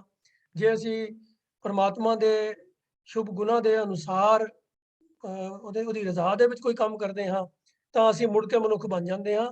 ਤੇ ਇਹ ਹਾਥੀ ਘੋੜੇ ਕੁੱਤਾ ਉੱਲੂ ਸੂਰ ਇਹ ਸਭ ਕੁਝ ਅਸੀਂ ਮਨੁੱਖਾ ਜਨਮ ਦੇ ਅੰਦਰ ਹੀ ਬਾਰ-ਬਾਰ ਬਣਦੇ ਹਾਂ ਤੇ ਹੋਰ ਕੋਈ ਜਨਮ ਨਹੀਂ ਹੈਗਾ, ਇੱਕੋ ਹੀ ਮਨੁੱਖਾ ਜਨਮ ਹੀ ਹੈਗਾ। ਇਸ ਤਰ੍ਹਾਂ ਦੀ ਵਿਚਾਰਧਾਰਾ ਸੁਣਨ ਨੂੰ ਮਿਲਦੀ ਹੈ। ਤੇ ਉਹ ਜਿਹੜੇ ਇਹਨਾਂ ਪੰਕਤੀਆਂ ਦੇ ਅਰਥ ਵੀ ਇਸ ਤਰ੍ਹਾਂ ਕਰ ਦਿੰਦੇ ਹਨ ਬਈ ਕਈ ਜਨਮ ਭਏ ਕੀਟ ਪਤੰਗਾ, ਬਈ ਇਸੇ ਮਨੁੱਖਾ ਸਰੀਰ ਦੇ ਅੰਦਰ ਕਈ ਵਾਰੀ ਤੂੰ ਕੀੜੇ ਪਤੰਗਾ ਬਣਿਆ, ਕਈ ਵਾਰੀ ਤੂੰ ਹਾਥੀ ਬਣਿਆ, ਮਛਲੀ ਬਣਿਆ, ਹਿਰਨ ਬਣਿਆ, ਕਿਉਂਕਿ ਜਿਹੋ ਜਿਹੇ ਜਾਨਵਰ ਦੇ ਸੁਭਾਅ ਦੇ ਮੁਤਾਬਕ ਤੂੰ ਕੰਮ ਕਰਦਾ ਹੈ ਤੂੰ ਉਹੋ ਜਿਹਾ ਹੀ ਜਨਮ ਲੈਂਦਾ ਹੈ। ਫਿਰ ਜਦੋਂ ਉਹ ਬਦਲ ਜਾਂਦਾ ਹੈ ਤੇ ਫਿਰ ਬਦਲ ਜਾਂਦਾ ਹੈ ਤੇ ਦੂਜਾ ਜਨਮ ਹੋ ਜਾਂਦਾ ਹੈ। ਤੋ ਇਹ ਗੱਲ ਸ਼ਾਇਦ ਕੁਝ ਹੱਦ ਤੱਕ ਉਹ ਫਿੱਟ ਕਰ ਵੀ ਲੈਂਦੇ ਹਨ ਕਿਉਂਕਿ ਲਫ਼ਜ਼ ਹੈ ਕਈ ਜਨਮ ਭਏ ਕੀਟ ਪਤੰਗਾ, ਬਈ ਮਨੁੱਖ ਕਿਉਂਕਿ ਕੀੜੇ ਪਤੰਗੇ ਹਾਥੀ ਵਰਗੇ ਕੰਮ ਕਰਦਾ ਹੈ ਤੇ ਉਹ ਜੀ ਜੂਨੀ ਮਨੁੱਖਾ ਜਨਮ ਦੇ ਰਹਿੰਦੇ ਰਹਿੰਦੇ ਹੀ ਹੋ ਜਾਂਦੀ ਹੈ। ਕੁਝ ਸ਼ਾਇਦ ਫਿਟਿੰਗ ਹੋ ਜਾਂਦੀ ਹੈ ਇਹਨਾਂ ਅਰਥਾਂ ਦੀ। ਪਰ ਹੁਣ ਅਗਲੇ ਪਦੇ ਦੇ ਵਿੱਚ ਗੁਰੂ ਸਾਹਿਬ ਗੱਲ ਕਰ ਰਹੇ ਹਨ ਕਈ ਜਨਮ ਸੈਲ ਗਿਰ ਕਰਿਆ, ਕਈ ਜਨਮ ਗਰਭ ਹਿਰ ਖਰਿਆ, ਕਈ ਜਨਮ ਸ਼ਾਕ ਕਰ ਉਪਾਇਆ, ਲੱਖ 84 ਜੋਨ ਭਰਮਾਇਆ। ਇਹ ਹੁਣ ਕਿਰਿਆ ਹੋ ਰਹੀ ਹੈ ਕਰਿਆ ਤੇ ਖਰਿਆ ਤੇ ਉਪਾਇਆ ਤੇ ਭਰਮਾਇਆ। ਭਏ ਵਾਲੀ ਗੱਲ ਨਹੀਂ ਹੈ। ਭਏ 'ਚ ਤਾਂ ਚਲੋ ਹੋਇਆ ਵੀ ਇਨਸਾਨ ਆਪ ਹੋ ਗਿਆ ਤੇ ਉੱਥੇ ਕੁਝ ਹੱਦ ਤੱਕ ਅਰਥ ਸੂਟ ਕਰ ਜਾਂਦੇ ਨੇ। ਪਰ ਹੁਣ ਗੱਲ ਆ ਰਹੀ ਹੈ ਕਿ ਪਰਮਾਤਮਾ ਨੇ ਇਨਸਾਨ ਨੂੰ ਕਈ ਜਨਮਾਂ ਵਿੱਚ ਤੈਨੂੰ ਪੱਥਰ ਤੇ ਚਟਾਨਾਂ ਰੂਪ ਵੀ ਬਣਾਇਆ। ਕਈ ਜਨਮ ਮਾਤਾ ਦਾ ਗਰਭ ਜਿਹੜਾ ਸੀਗਾ ਉਹ ਗਿਰ ਗਿਆ, ਛਨ ਗਿਆ ਗਰਭ ਹੀ। ਕਈ ਜਨਮ ਗਰਭ ਹਿਰ ਖਰਿਆ। ਹੁਣ ਗਰਭ ਮਾਤਾ ਦਾ ਗਿਰਾਨ ਵਾਲਾ ਇਨਸਾਨ ਆਪ ਤਾਂ ਨਹੀਂ ਹੋ ਸਕਦਾ, ਇਹ ਤਾਂ ਪਰਮਾਤਮਾ ਦੀ ਖੇਡ ਹੈ ਕਿ ਮਾਤਾ ਦੇ ਗਰਭ ਵਿੱਚ ਬੱਚਾ ਟਿਕਦਾ ਹੈ ਪਰ ਪੂਰਾ ਗਰੋ ਨਹੀਂ ਕਰਦਾ ਔਰ ਗਰਭ ਗਿਰ ਜਾਂਦਾ ਹੈ। तो ਉਹ ਇਨਸਾਨ ਨੇ ਕੋਈ ਆਪ ਕੰਮ ਨਹੀਂ ਕੀਤਾ, ਅਜੇ ਤਾਂ ਉਹ ਜੰਮਿਆ ਵੀ ਨਹੀਂ ਹੈ। ਪਰ ਗੁਰੂ ਸਾਹਿਬ ਉੱਥੇ ਗੱਲ ਕਰ ਰਹੇ ਹਨ ਕਈ ਜਨਮ ਗਰਭ ਹਿਰ ਖਰਿਆ। ਹਿਰ ਖਰਿਆ ਤੋਂ ਭਾਵ ਇਹ ਹੈ ਡਿੱਗ ਗਿਆ ਗਰਭ, ਪੂਰਨ ਆਪਣੀ ਪੂਰਨ ਮੰਜ਼ਿਲ ਤੱਕ ਨਹੀਂ ਪਹੁੰਚ ਸਕਿਆ। ਫਿਰ ਕਈ ਜਨਮ ਸ਼ਾਖ ਕਰ ਉਪਾਇਆ, ਉਪਾਇਆ ਪੈਦਾ ਕੀਤਾ। ਇਨਸਾਨ ਨੇ ਨਹੀਂ ਪੈਦਾ ਕੀਤਾ, ਪਰਮਾਤਮਾ ਨੇ ਪੈਦਾ ਕੀਤਾ। ਲੱਖ 84 ਜੋਨ ਭਰਮਾਇਆ, 84 ਲੱਖ ਜੂਨਾਂ ਵਿੱਚ ਤੈਨੂੰ ਭਰਮਾਇਆ ਭਟਕਾਇਆ, ਤੈਨੂੰ ਪਾਇਆ ਗਿਆ। ਤੋ ਇਹ ਆਪਣੇ ਆਪ ਨਹੀਂ ਭਟਕਿਆ, ਭਟਕਾਇਆ ਗਿਆ। ਤੋ ਇਹ ਗੱਲ ਸਿੱਧਾ ਸਪਸ਼ਟ ਕਰਦੀ ਹੈ ਕਿ ਇਹ ਜੋ ਵੱਖੋ ਵੱਖ ਜਨਮਾਂ ਦੇ ਵਿੱਚ ਜੋ ਇਨਸਾਨ ਨੂੰ ਗੁਜ਼ਰਨਾ ਪੈਂਦਾ ਹੈ ਇਹ ਪਰਮਾਤਮਾ ਵੱਲੋਂ ਕੀਤਾ ਗਿਆ ਵਰਤਾਇਆ ਗਿਆ ਭਾਣਾ ਹੈ। ਇਹ ਉਹਦੇ ਹੁਕਮ ਦੀ ਖੇਡ ਹੈ। ਤੋ ਇਹਨੂੰ ਇਸ ਤਰੀਕੇ ਦੇ ਨਾਲ ਜ਼ਬਰਦਸਤੀ ਕਰਕੇ ਬਈ ਇੰਜ ਹੋਇਆ। ਫਿਰ ਅੱਛਾ ਉਹ ਲੋਕ ਸਵਾਲ ਕਰ ਦਿੰਦੇ ਨੇ ਜੀ ਕਿ ਕੋਈ ਪੱਥਰ ਜਾਂ ਪਹਾੜ ਕੋਈ ਜੋਨੀ ਥੋੜਾ ਹੈ, ਤੇ ਤੁਸੀਂ ਕਿਵੇਂ ਕਹਿ ਸਕਦੇ ਹੋ ਜੀ ਕਿ ਪਹਾੜ ਦੀ ਜੂਨੀ ਜਾਂ ਪੱਥਰ ਦੀ ਜੂਨੀ 'ਚ ਪਿਆ। ਅਸੀਂ ਤੇ ਇਸ ਗੱਲ ਦੇ ਨਾਲ ਆਰਗੂਮੈਂਟ ਕਰਦੇ ਨਹੀਂ। ਪਹਿਲੀ ਗੱਲ ਤਾਂ ਸਾਡਾ ਇਹ ਸਟੈਂਡ ਹੈ ਕਿ ਵੈਸੇ ਪਰਮਾਤਮਾ ਨੇ ਜੋ ਕੁਝ ਵੀ ਕੀਤਾ ਜਾਂ ਜੋ ਕੁਝ ਉਹ ਕਰ ਰਿਹਾ ਹੈ, ਉਹਦੀ 100% ਦੀ ਅੰਡਰਸਟੈਂਡਿੰਗ ਨਾ ਮੈਨੂੰ ਹੋ ਸਕਦੀ ਹੈ ਨਾ ਤੁਹਾਨੂੰ ਹੋ ਸਕਦੀ ਹੈ। ਤੇ ਦਾਅਵਾ ਤਾਂ ਅਸੀਂ ਨਹੀਂ ਕਰ ਸਕਦੇ ਕਿ ਵੀ ਜੋ ਅਸੀਂ ਗੱਲ ਕਰ ਰਹੇ ਹਾਂ ਉਹੀ ਫਾਈਨਲ ਹੈ, ਤੇ ਜੋ ਤੁਸੀਂ ਕਹਿ ਰਹੇ ਹੋ ਤੁਸੀਂ ਦਾਅਵਾ ਨਹੀਂ ਕਰ ਸਕਦੇ ਕਿ ਜੋ ਤੁਸੀਂ ਕਹਿ ਰਹੇ ਹੋ ਉਹੀ ਫਾਈਨਲ ਹੈ। ਪਰਮਾਤਮਾ ਦੀ ਖੇਡ, ਪਰਮਾਤਮਾ ਦੇ ਕੁਦਰਤ ਦਾ ਜੋ ਰੰਗ ਹਨ ਉਹ ਪਰਮਾਤਮਾ ਹੀ ਜਾਣਦਾ ਹੈ। ਕੋਈ ਇਨਸਾਨ ਇਹ ਦਾਅਵਾ ਨਹੀਂ ਕਰ ਸਕਦਾ ਕਿ ਮੈਨੂੰ 100% ਸਾਰੀ ਗੱਲ ਸਮਝ ਆ ਗਈ ਹੈ ਕਿ ਪਰਮਾਤਮਾ ਇਸ ਕੁਦਰਤ ਨੂੰ ਕਿਵੇਂ ਚਲਾ ਰਿਹਾ ਹੈ, ਇਨਸਾਨਾਂ ਨੂੰ ਕਿਵੇਂ ਪੈਦਾ ਕਰਦਾ ਹੈ, ਕਿਵੇਂ ਉਹਨਾਂ ਨੂੰ ਮਾਰਦਾ ਹੈ, ਉਹਨਾਂ ਦੇ ਨਾਲ ਕੀ ਕੁਝ ਬੀਤਦਾ ਹੈ। ਇਹ ਸਭ ਪਰਮਾਤਮਾ ਦੀ ਆਪਣੀ ਖੇਡ ਹੈ, ਉਹਦੇ ਹੁਕਮ ਦੀ ਖੇਡ ਹੈ। ਕੋਈ ਇਨਸਾਨ ਇਹ ਦਾਅਵਾ ਕਰੇ ਕਿ ਭਈ ਮੈਂ ਸਭ ਕੁਝ ਸਮਝ ਗਿਆ ਹਾਂ, ਤਾਂ ਉਹ ਤਾਂ ਫਿਰ ਪਰਮਾਤਮਾ ਦੀ ਬਰਾਬਰੀ ਕਰਨ ਦੇ ਦਾਅਵੇ ਵਰਗੀ ਗੱਲ ਹੋ ਜਾਏਗੀ, ਜੋ ਕਿ ਗੁਰਮਤਿ ਦੇ ਅਨੁਕੂਲ ਨਹੀਂ ਹੈ। तो जिन्नी को बाणी ਨੂੰ पढ़ के सोझी मिलती है और जो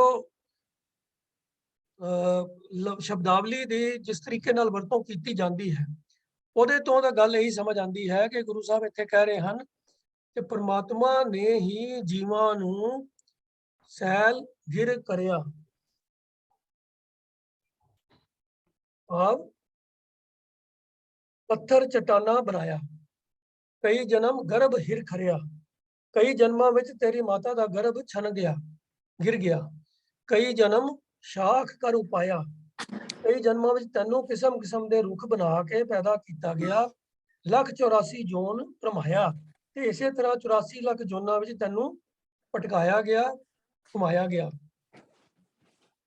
तो अखीर ते जाके फिर जो अगले तीजे विच गल करदे हन कि साध संग भयो जन्म प्राप्त, साध संग भयो जन्म प्राप्त। हुण तैनूं मनुखा जन्म मिलिया है ते साध संगत की प्राप्ति हुई है, तो इसलिए इस साध संगत विच जुड़ के तू कर सेवा, भज हर हर गुरमत, त्याग मान झूठ अभिमान, जीवत मरै दरगाह प्रवान। सेकंड जी, कुछ थोड़ी डिस्टरबेंस आ रही है।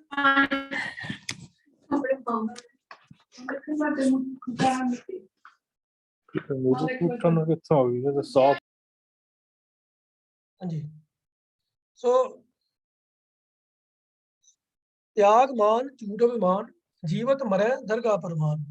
तो इत्थे जो लफ्ज जीवत मरै दे आए हैं, इत्थे इस अर्थां विच आए हैं कि परमात्मा की दरगाह में तदों ही कबूल होवेगा जे तू ये जीवन जीउंदा ही आपा भाव वल्लों मरेगा। हुण गुरबाणी दे अंदर ये शब्दावली इस सेंस विच भी वरती गई है, पर ਇਹਦਾ ਇਹ ਮਤਲਬ ਨਹੀਂ ਹੈ ਕਿ ਇਹਨਾਂ ਨੂੰ ਨਾਰਮਲ ਸੈਂਸ ਵਿੱਚ ਕਿਤੇ ਵਰਤਿਆ ਹੀ ਨਹੀਂ ਗਿਆ। ਸੋ ਜੀਵਤ ਮਰੇ ਦੇ ਹਰ ਜਗ੍ਹਾ ਦੇ ਉੱਤੇ ਆਤਮਿਕ ਤੌਰ ਦੇ ਜੀਵਨ ਤੇ ਆਤਮਿਕ ਤੌਰ ਦੇ ਮਰਨ ਦੇ ਹਰ ਜਗ੍ਹਾ ਤੇ ਅਰਥ ਨਹੀਂ ਕੀਤੇ ਜਾ ਸਕਦੇ। ਇਹ ਜੀਵਨਾ ਔਰ ਮਰਨਾ ਜੋ ਹੈ ਸਰੀਰਕ ਰੂਪ ਦੇ ਵਿੱਚ ਜਨਮ ਲੈਣਾ ਔਰ ਮਰਨ ਦੇ ਨਾਲ ਵੀ ਇਹਨਾਂ ਦੀ ਵਰਤੋਂ ਕੀਤੀ ਗਈ ਹੈ। ਤੇ ਭਾਵਾਤਮਕ ਰੂਪ ਦੇ ਅੰਦਰ ਇੱਥੇ ਜਿਸ ਤਰ੍ਹਾਂ ਜੀਵਤ ਮਰੈ ਦਰਗਾਹ ਪ੍ਰਵਾਨ ਇੱਥੇ ਕੀਤੀ ਗਈ, ਉਸ ਤਰ੍ਹਾਂ ਵੀ ਇਸਤੇਮਾਲ ਕੀਤਾ ਗਿਆ ਹੈ।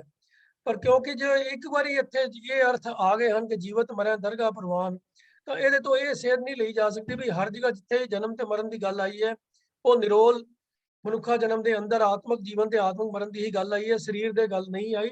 ਇਸ ਤਰੀਕੇ ਦਾ ਸਟੈਂਡ ਨਹੀਂ ਲਿਆ ਜਾ ਸਕਦਾ। तो इसलिए ਜਿਹੜੇ ਪਿਛਲੇ ਪੰਕਤੀਆਂ ਦੇ ਅੰਦਰ ਜਨਮ ਮਰਨ ਦੀ ਗਰਭ ਦੀ ਗੱਲ ਆਈ ਹੈ, ਉਹ ਸਰੀਰਕ ਰੂਪ ਦੇ ਵਿੱਚ ਜਨਮ ਔਰ ਮਰਨ ਦੀ ਗੱਲ ਚੱਲ ਰਹੀ ਹੈ। 184 ਜੋਨ ਭਰਮਾਇਆ ਦੀ ਗੱਲ ਵੀ ਸਰੀਰਕ ਰੂਪ ਦੇ ਅੰਦਰ ਜਨਮ ਲੈਣ ਤੇ ਮਰਨ ਦੀ ਗੱਲ ਹੋ ਰਹੀ ਹੈ। ਸੋ ਜੀਵਤ ਮਰੈ ਦਰਗਾਹ ਪ੍ਰਵਾਨ ਜਿਹੜਾ ਹੈ, ਇੱਥੇ ਅਰਥ ਉਹ ਜ਼ਰੂਰ ਹਨ ਕਿ ਤੂੰ ਆਪਣੇ ਪ੍ਰਮਾਤਮਾ ਦੀ ਦਰਗਾਹ ਵਿੱਚ ਤਾਂ ਹੀ ਕਬੂਲ ਹੋਵੇਗਾ ਜੇ ਤੂੰ ਜਿਉਂਦੇ ਜੀ ਆਪਾ ਭਾਵ ਨੂੰ ਮਾਰ ਲਵੇਂਗਾ। तो आखिरी पंक्तियां फिर गुरु साहब कहते हैं कि जो कुछ हुआ सो तुझ ते होग, अवर ना दूजा करना जोग। ये जो कुछ भी ये प्रभु तू कर रहा है वो सब कुछ तेरे ही भाने अंदर हो रहा है, तेरे हुक्म दे विच ही हो रहा है। इसे होर दी की समर्था हो सकती है कि तेरे कीते नूं वो पूरी तरह नाल समझ सके या उस दे विच कोई बदल कुछ कर सके, कुछ चेंज कर सके। तेरे नाल तां मिलन वास्ते जो एक ढंग है कि तां मिलीए जां लह मिलाए, ਕਹੋ ਨਾਨਕ ਹਰ ਹਰ ਗੁਣ ਗਾਏ। ਜੀਵ ਦੇ ਵਾਸਤੇ ਤਾਂ ਇਹੀ ਉਹਦਾ ਫਕਦਾ ਹੈ ਕਿ ਉਹ ਪ੍ਰਮਾਤਮਾ ਦੇ ਗੁਣ ਗਾ ਗਾ ਕੇ ਤੇ ਪ੍ਰਮਾਤਮਾ ਦੇ ਨਾਲ ਮਿਲ ਲਵੇ, ਤੇ ਉਹ ਮਿਲੇਗਾ ਵੀ ਤਾਂ ਹੀ ਜੇ ਤੂੰ ਆਪ ਬਖਸ਼ਿਸ਼ ਕਰਕੇ ਉਹਨੂੰ ਆਪਣੇ ਨਾਲ ਮੇਲ ਲਏਗਾ। ਤਾਂ ਅਲਟੀਮੇਟ ਸਭ ਕੁਝ ਕਰਨ ਕਰਾਉਣ ਵਾਲਾ ਪ੍ਰਮਾਤਮਾ ਹੈ, ਸਭ ਕੁਝ ਉਹਦੀ ਰਜ਼ਾ ਦੇ ਵਿੱਚ ਹੀ ਹੁੰਦਾ ਹੈ। ਕਿਸੇ ਜੀਵ ਦੀ ਇਹ ਪਾਇਆ ਹੀ ਨਹੀਂ ਹੈ ਕਿ ਉਹ ਇਹ ਦਾਅਵਾ ਕਰ ਸਕੇ ਵੀ ਮੈਨੂੰ ਪਤਾ ਹੈ ਕਿ ਪ੍ਰਮਾਤਮਾ ਕੀ ਕਰਦਾ ਹੈ ਤੇ ਕਿਉਂ ਕਰਦਾ ਹੈ। ਪਰ ਜੋ ਸ਼ਬਦ ਦੇ ਰਾਹੋਂ ਦੇ ਬੰਦ ਦੇ ਵਿੱਚ ਗੱਲ ਆਈ ਹੈ, ਔਰ ਜੋ ਸ਼ਬਦ ਦੀ ਬਾਕੀ ਪਦਿਆਂ ਦੇ ਅੰਦਰ ਸ਼ਬਦਾਵਲੀ ਹੈ, ਉਹਦੇ ਤੋਂ ਗੱਲ ਇਹੀ ਸਾਨੂੰ ਸਮਝ ਆਉਂਦੀ ਹੈ ਕਿ ਪ੍ਰਮਾਤਮਾ ਨੇ ਮਨੁੱਖਾ ਜੀਵਨ ਜਿਹੜਾ ਹੈ ਉਹ ਇਨਸਾਨ ਨੂੰ ਬਖਸ਼ਿਆ ਹੈ ਆਪਣੇ ਨਾਲ ਮਿਲਣ ਦੇ ਸਮਾਂ ਮੌਕਾ ਦੇਣ ਵਾਸਤੇ। ਚਿਰੰਕਾਲ ਇਹ ਦੇ ਸੰਜਰੀਆ ਮਿਲ ਜਗਦੀਸ਼ ਮਿਲਨ ਕੀ ਬਰੀਆ। ਇਹ ਵਾਰੀ ਹੈ ਪ੍ਰਮਾਤਮਾ ਦੇ ਨਾਲ ਅਭੇਦ ਹੋਣ ਦੀ, ਪਰ ਇਸ ਤੋਂ ਪਹਿਲਾਂ ਵੀ ਇਨਸਾਨ ਅਨੇਕਾਂ ਦੁਨੀਆਂ ਚੋਂ ਭਟਕਦਾ ਹੋਇਆ ਆਇਆ ਹੈ ਤੇ ਹੁਣ ਉਹਨੂੰ ਇਨਸਾਨ ਦੀ ਜੂਨੀ ਮਿਲੀ ਹੈ, ਦੇਰ ਨਾਲ ਮਿਲੀ ਹੈ, ਬੜੇ ਚਿਰਾਂ ਬਦੋਂ ਮੁੱਦਤ ਬਦੋਂ ਮਗਰੋਂ ਮਿਲੀ ਹੈ, ਪਰ ਉਹ ਮਿਲੀ ਹੈ ਵਾਰੀ ਪ੍ਰਮਾਤਮਾ ਦੇ ਨਾਲ ਮਿਲਾਪ ਹਾਸਲ ਕਰਨ ਦੀ। ਉਹ ਮਿਲਾਪ ਹੋਏਗਾ ਪ੍ਰਭੂ ਦੀ ਕਿਰਪਾ ਦੁਆਰਾ ਹੀ। ਉਹਦਾ ਤਰੀਕਾ ਹੈ ਕਿ ਸਾਧ ਸੰਗਤ ਦੇ ਜੁੜ ਕੇ ਹਰੀ ਦਾ ਸਿਮਰਨ ਕਰ, ਉਹਦੀ ਬੰਦਗੀ ਕਰ। ਇਸ ਸ਼ਬਦ ਤੋਂ ਤਾਂ ਸਾਨੂੰ ਇਹੀ ਸੇਧ ਮਿਲਦੀ ਹੈ ਕਿ ਪੁਨਰ ਜਨਮ ਦੀ ਗੱਲ ਗੁਰੂ ਸਾਹਿਬ ਨੇ ਕੀਤੀ ਹੈ, ਅਲੱਗ-ਅਲੱਗ ਜੁਨੀਆਂ 'ਚ ਭਰਮਣ ਦੀ ਗੱਲ ਕੀਤੀ ਹੈ। ਉਹ ਇਤਨੇ ਹੀ ਬਚਨ ਪ੍ਰਵਾਨ ਕਰਨੇ ਜੀ। ਹੋਈਆਂ ਭੁੱਲਾਂ ਦੀ ਖਿਮਾ। ਵਾਹਿਗੁਰੂ ਜੀ ਕਾ ਖਾਲਸਾ, ਵਾਹਿਗੁਰੂ ਜੀ ਕੀ ਫਤਿਹ। ਤੋ ਸਾਧ ਸੰਗਤ ਜੀ, ਇਸ ਵਿਸ਼ੇ ਤੇ ਕਾਫੀ ਵੱਖ-ਵੱਖ ਰਾਵਾਂ ਹਨ, ਉਹ ਵੱਖ-ਵੱਖ ਲਿਖਾਰੀਆਂ ਨੇ, ਵੱਖ-ਵੱਖ ਗੱਲਾਂ ਲਿਖੀਆਂ ਨੇ, ਪਰ ਪੈਨਲ ਦੇ ਵਿੱਚ ਸਾਰੀ ਚੀਜ਼ ਇਹ ਵਿਚਾਰ ਕੇ ਜੋ ਜਵਾਬ ਬਣਿਆ ਵੀਰ MP ਸਿੰਘ ਜੀ ਨੇ ਤੁਹਾਨੂੰ ਸਾਰਿਆਂ ਨੂੰ ਦੱਸਿਆ। ਮੈਂ ਇੱਕ ਬੇਨਤੀ ਕਰਨੀ ਚਾਹੁੰਦਾ ਬਈ ਇਹ ਜਿਹੜਾ, ਕਿਉਂਕਿ ਵਿਸ਼ਾ ਜਿਹੜਾ ਇਹਦੇ ਬਾਰੇ ਮੈਂ ਕਿਹਾ ਕਿ ਵੇਰੀਡ ਓਪੀਨੀਅਨਸ ਹੈਗੀਆਂ ਨੇ। ਇੱਕ ਗੱਲ ਤੇ ਆਪਾਂ ਕਰ ਸਕਦੇ ਹਾਂ ਜੀ ਵੀ ਇਹ ਜਿਹੜਾ ਸਾਡਾ ਸਮਾਂ ਨਿਕਲ ਗਿਆ, ਪੁਰਾਣੀ ਜੂਨ ਹੋਵੇ ਜਾਂ ਪੁਰਾਣਾ ਸਮਾਂ, ਉਹ ਤੇ ਵਾਪਸ ਆਉਣਾ ਨਹੀਂ, ਆਉਣ ਵਾਲੇ ਦਾ ਪਤਾ ਕੋਈ ਨਹੀਂ। ਸਾਡੇ ਕੋਲ ਇੱਕੋ ਆਪਸ਼ਨ ਹੈ, ਦੀ ਓਨਲੀ ਆਪਸ਼ਨ ਇਜ਼ ਕਿ ਅਸੀਂ ਪ੍ਰੈਜ਼ੈਂਟ ਵਿੱਚ ਜੀਵੀਏ।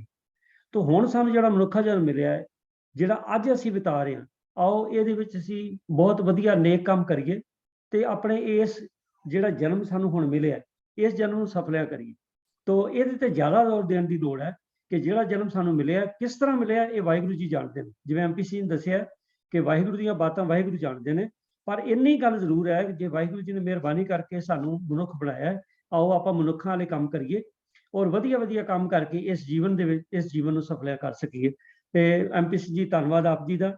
ਤੇ ਭੈਣ ਤੇਜਿੰਦਰ ਕੌਰ ਜੀ ਨੇ ਇੱਕ ਕੁਐਸਚਨ ਪਾਇਆ ਹੈ ਗਰੁੱਪ ਚੈਟ ਵਿੱਚ। ਭੈਣ ਜੀ, ਤੁਹਾਡਾ ਕੁਐਸਚਨ ਜਿਹੜਾ ਅਗਲੇ ਸੋਮਵਾਰ ਲੈ ਲਿਆ ਜਾਏਗਾ। ਤੋ ਡਾਕਟਰ ਕਿਰਪਾਲ ਸਿੰਘ ਜੀ ਨੇ ਵੀ ਕੁਝ ਆਪਣੇ ਆਬਜ਼ਰਵੇਸ਼ਨ ਜਿਹੜੀਆਂ ਨੇ ਉਹ ਗਰੁੱਪ ਚੈਟ ਵਿੱਚ ਪਾਈਆਂ ਨੇ। ਤੋ ਡਾਕਟਰ ਸਾਹਿਬ, ਮੈਂ ਬੇਨਤੀ ਕਰਦੇ ਹਾਂ ਕਿ ਜੋ ਤੁਸੀਂ ਕਹਿ ਰਹੇ ਹੋ ਬਿਲਕੁਲ ਸਾਡੀ ਮੀਨਸ ਮਿਸਟਰੀ ਸਿੱਖ ਮਿਸਟਰੀ ਕਾਲਜ, ਜਾਂ ਈਵਨ ਮੈਂ ਕਹਾਂਗਾ ਕਿ ਜਿਹੜੀ ਪੰਥਕ ਵਿਚਾਰਧਾਰਾ ਵੀ ਇਹੀ ਹੈ ਕਿ ਸਾਨੂੰ ਜਿਹੜਾ ਜ਼ੋਰ ਹੈ ਉਹ ਮੀਰੀ ਪੀਰੀ ਦੇ ਸਿਧਾਂਤ ਤੇ, ਭਾਵ ਇਹ ਹੈ ਕਿ ਇੱਕ ਅੱਛਾ ਜੀਵਨ ਆਪ ਜਿਉਣਾ ਤੇ ਬਾਕੀਆਂ ਨੂੰ ਵੰਡ ਛਕਣ, ਮਦਦ ਕਰਨੀ ਹੈ। ਬਾਕੀ ਠੀਕ ਹੈ ਕਿ ਬਿਲਡਿੰਗਸ ਤੇ ਬਹੁਤ ਜ਼ੋਰ ਦਿੱਤਾ ਜਾ ਰਿਹਾ, ਇੱਕ ਟ੍ਰੈਂਡ ਜਿਹਾ ਚੱਲਿਆ।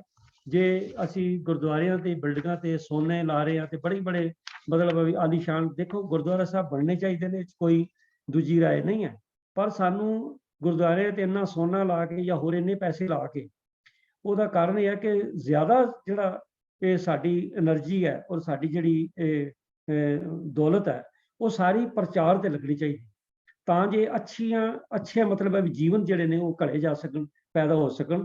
ਔਰ ਆਪਣੀ ਕੌਮ ਲਈ ਜਾਂ ਮਨੁੱਖਤਾ ਲਈ ਸਾਨੂੰ ਆਪਣੇ ਅਰਨਿੰਗਸ ਦੇ ਦਸਵੰਧ ਦੇ ਨਾਲ ਸਾਨੂੰ ਉਹਦੇ ਲਈ, ਮਨੁੱਖਤਾ ਦੇ ਭਲੇ ਲਈ ਜਿਹੜੇ ਕੰਮ ਨੇ ਉਹਨਾਂ ਤੇ ਜ਼ਿਆਦਾ ਜ਼ੋਰ ਲਾਉਣਾ ਚਾਹੀਦਾ ਹੈ।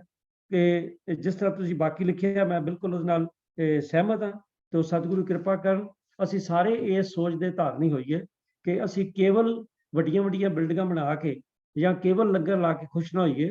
ਅਸੀਂ ਦੇਖੀਏ ਕਿ ਉਹਦੀ ਆਊਟਪੁੱਟ ਕੀ ਹੈ, ਅਲਟੀਮੇਟ ਆਊਟਪੁੱਟ ਕੀ ਹੈ। ਮਹਾਰਾਜ ਨੇ ਬਾਣੀ 'ਚ ਕਿਹਾ ਹੁਣ ਸਮਾਂ ਨਹੀਂ ਹੈ ਕਿ ਅਕਲੀ ਕੀਚਾ ਦਮ। ਤੋ ਇਸ ਕਰਕੇ ਅਸੀਂ ਆਪਣਾ ਜਿਹੜਾ ਦਸਵੰਧ ਹੈ ਉਹਨੂੰ ਬਿਲਕੁਲ ਸੋਚ ਸਮਝ ਕੇ ਵਰਤੀਏ, ਕੌਮ ਦੀ, ਮਨੁੱਖਤਾ ਦੀ ਭਲਾਈ ਲਈ ਵਰਤਿਆ ਜਾਇਆ ਕਿ ਨਹੀਂ। ਬਹੁਤ ਸਾਰੇ ਹੈਂਡ ਵੀ ਹੱਥ ਰੇਜ਼ ਨੇ, ਉਹਨਾਂ ਨਾਲ ਵੀ ਗੱਲ ਕੀਤੀ ਜਾਏਗੀ। ਮੈਂ 1 ਮਿੰਟ ਜਿਹੜੇ ਨਵੇਂ ਆਈਡੀਜ਼ ਮੈਨੂੰ ਦਿਸ ਰਹੀਆਂ, ਮੈਂ ਉਹਨਾਂ ਨੂੰ ਬੇਨਤੀ ਕਰਾਂਗਾ ਜਿਹੜੇ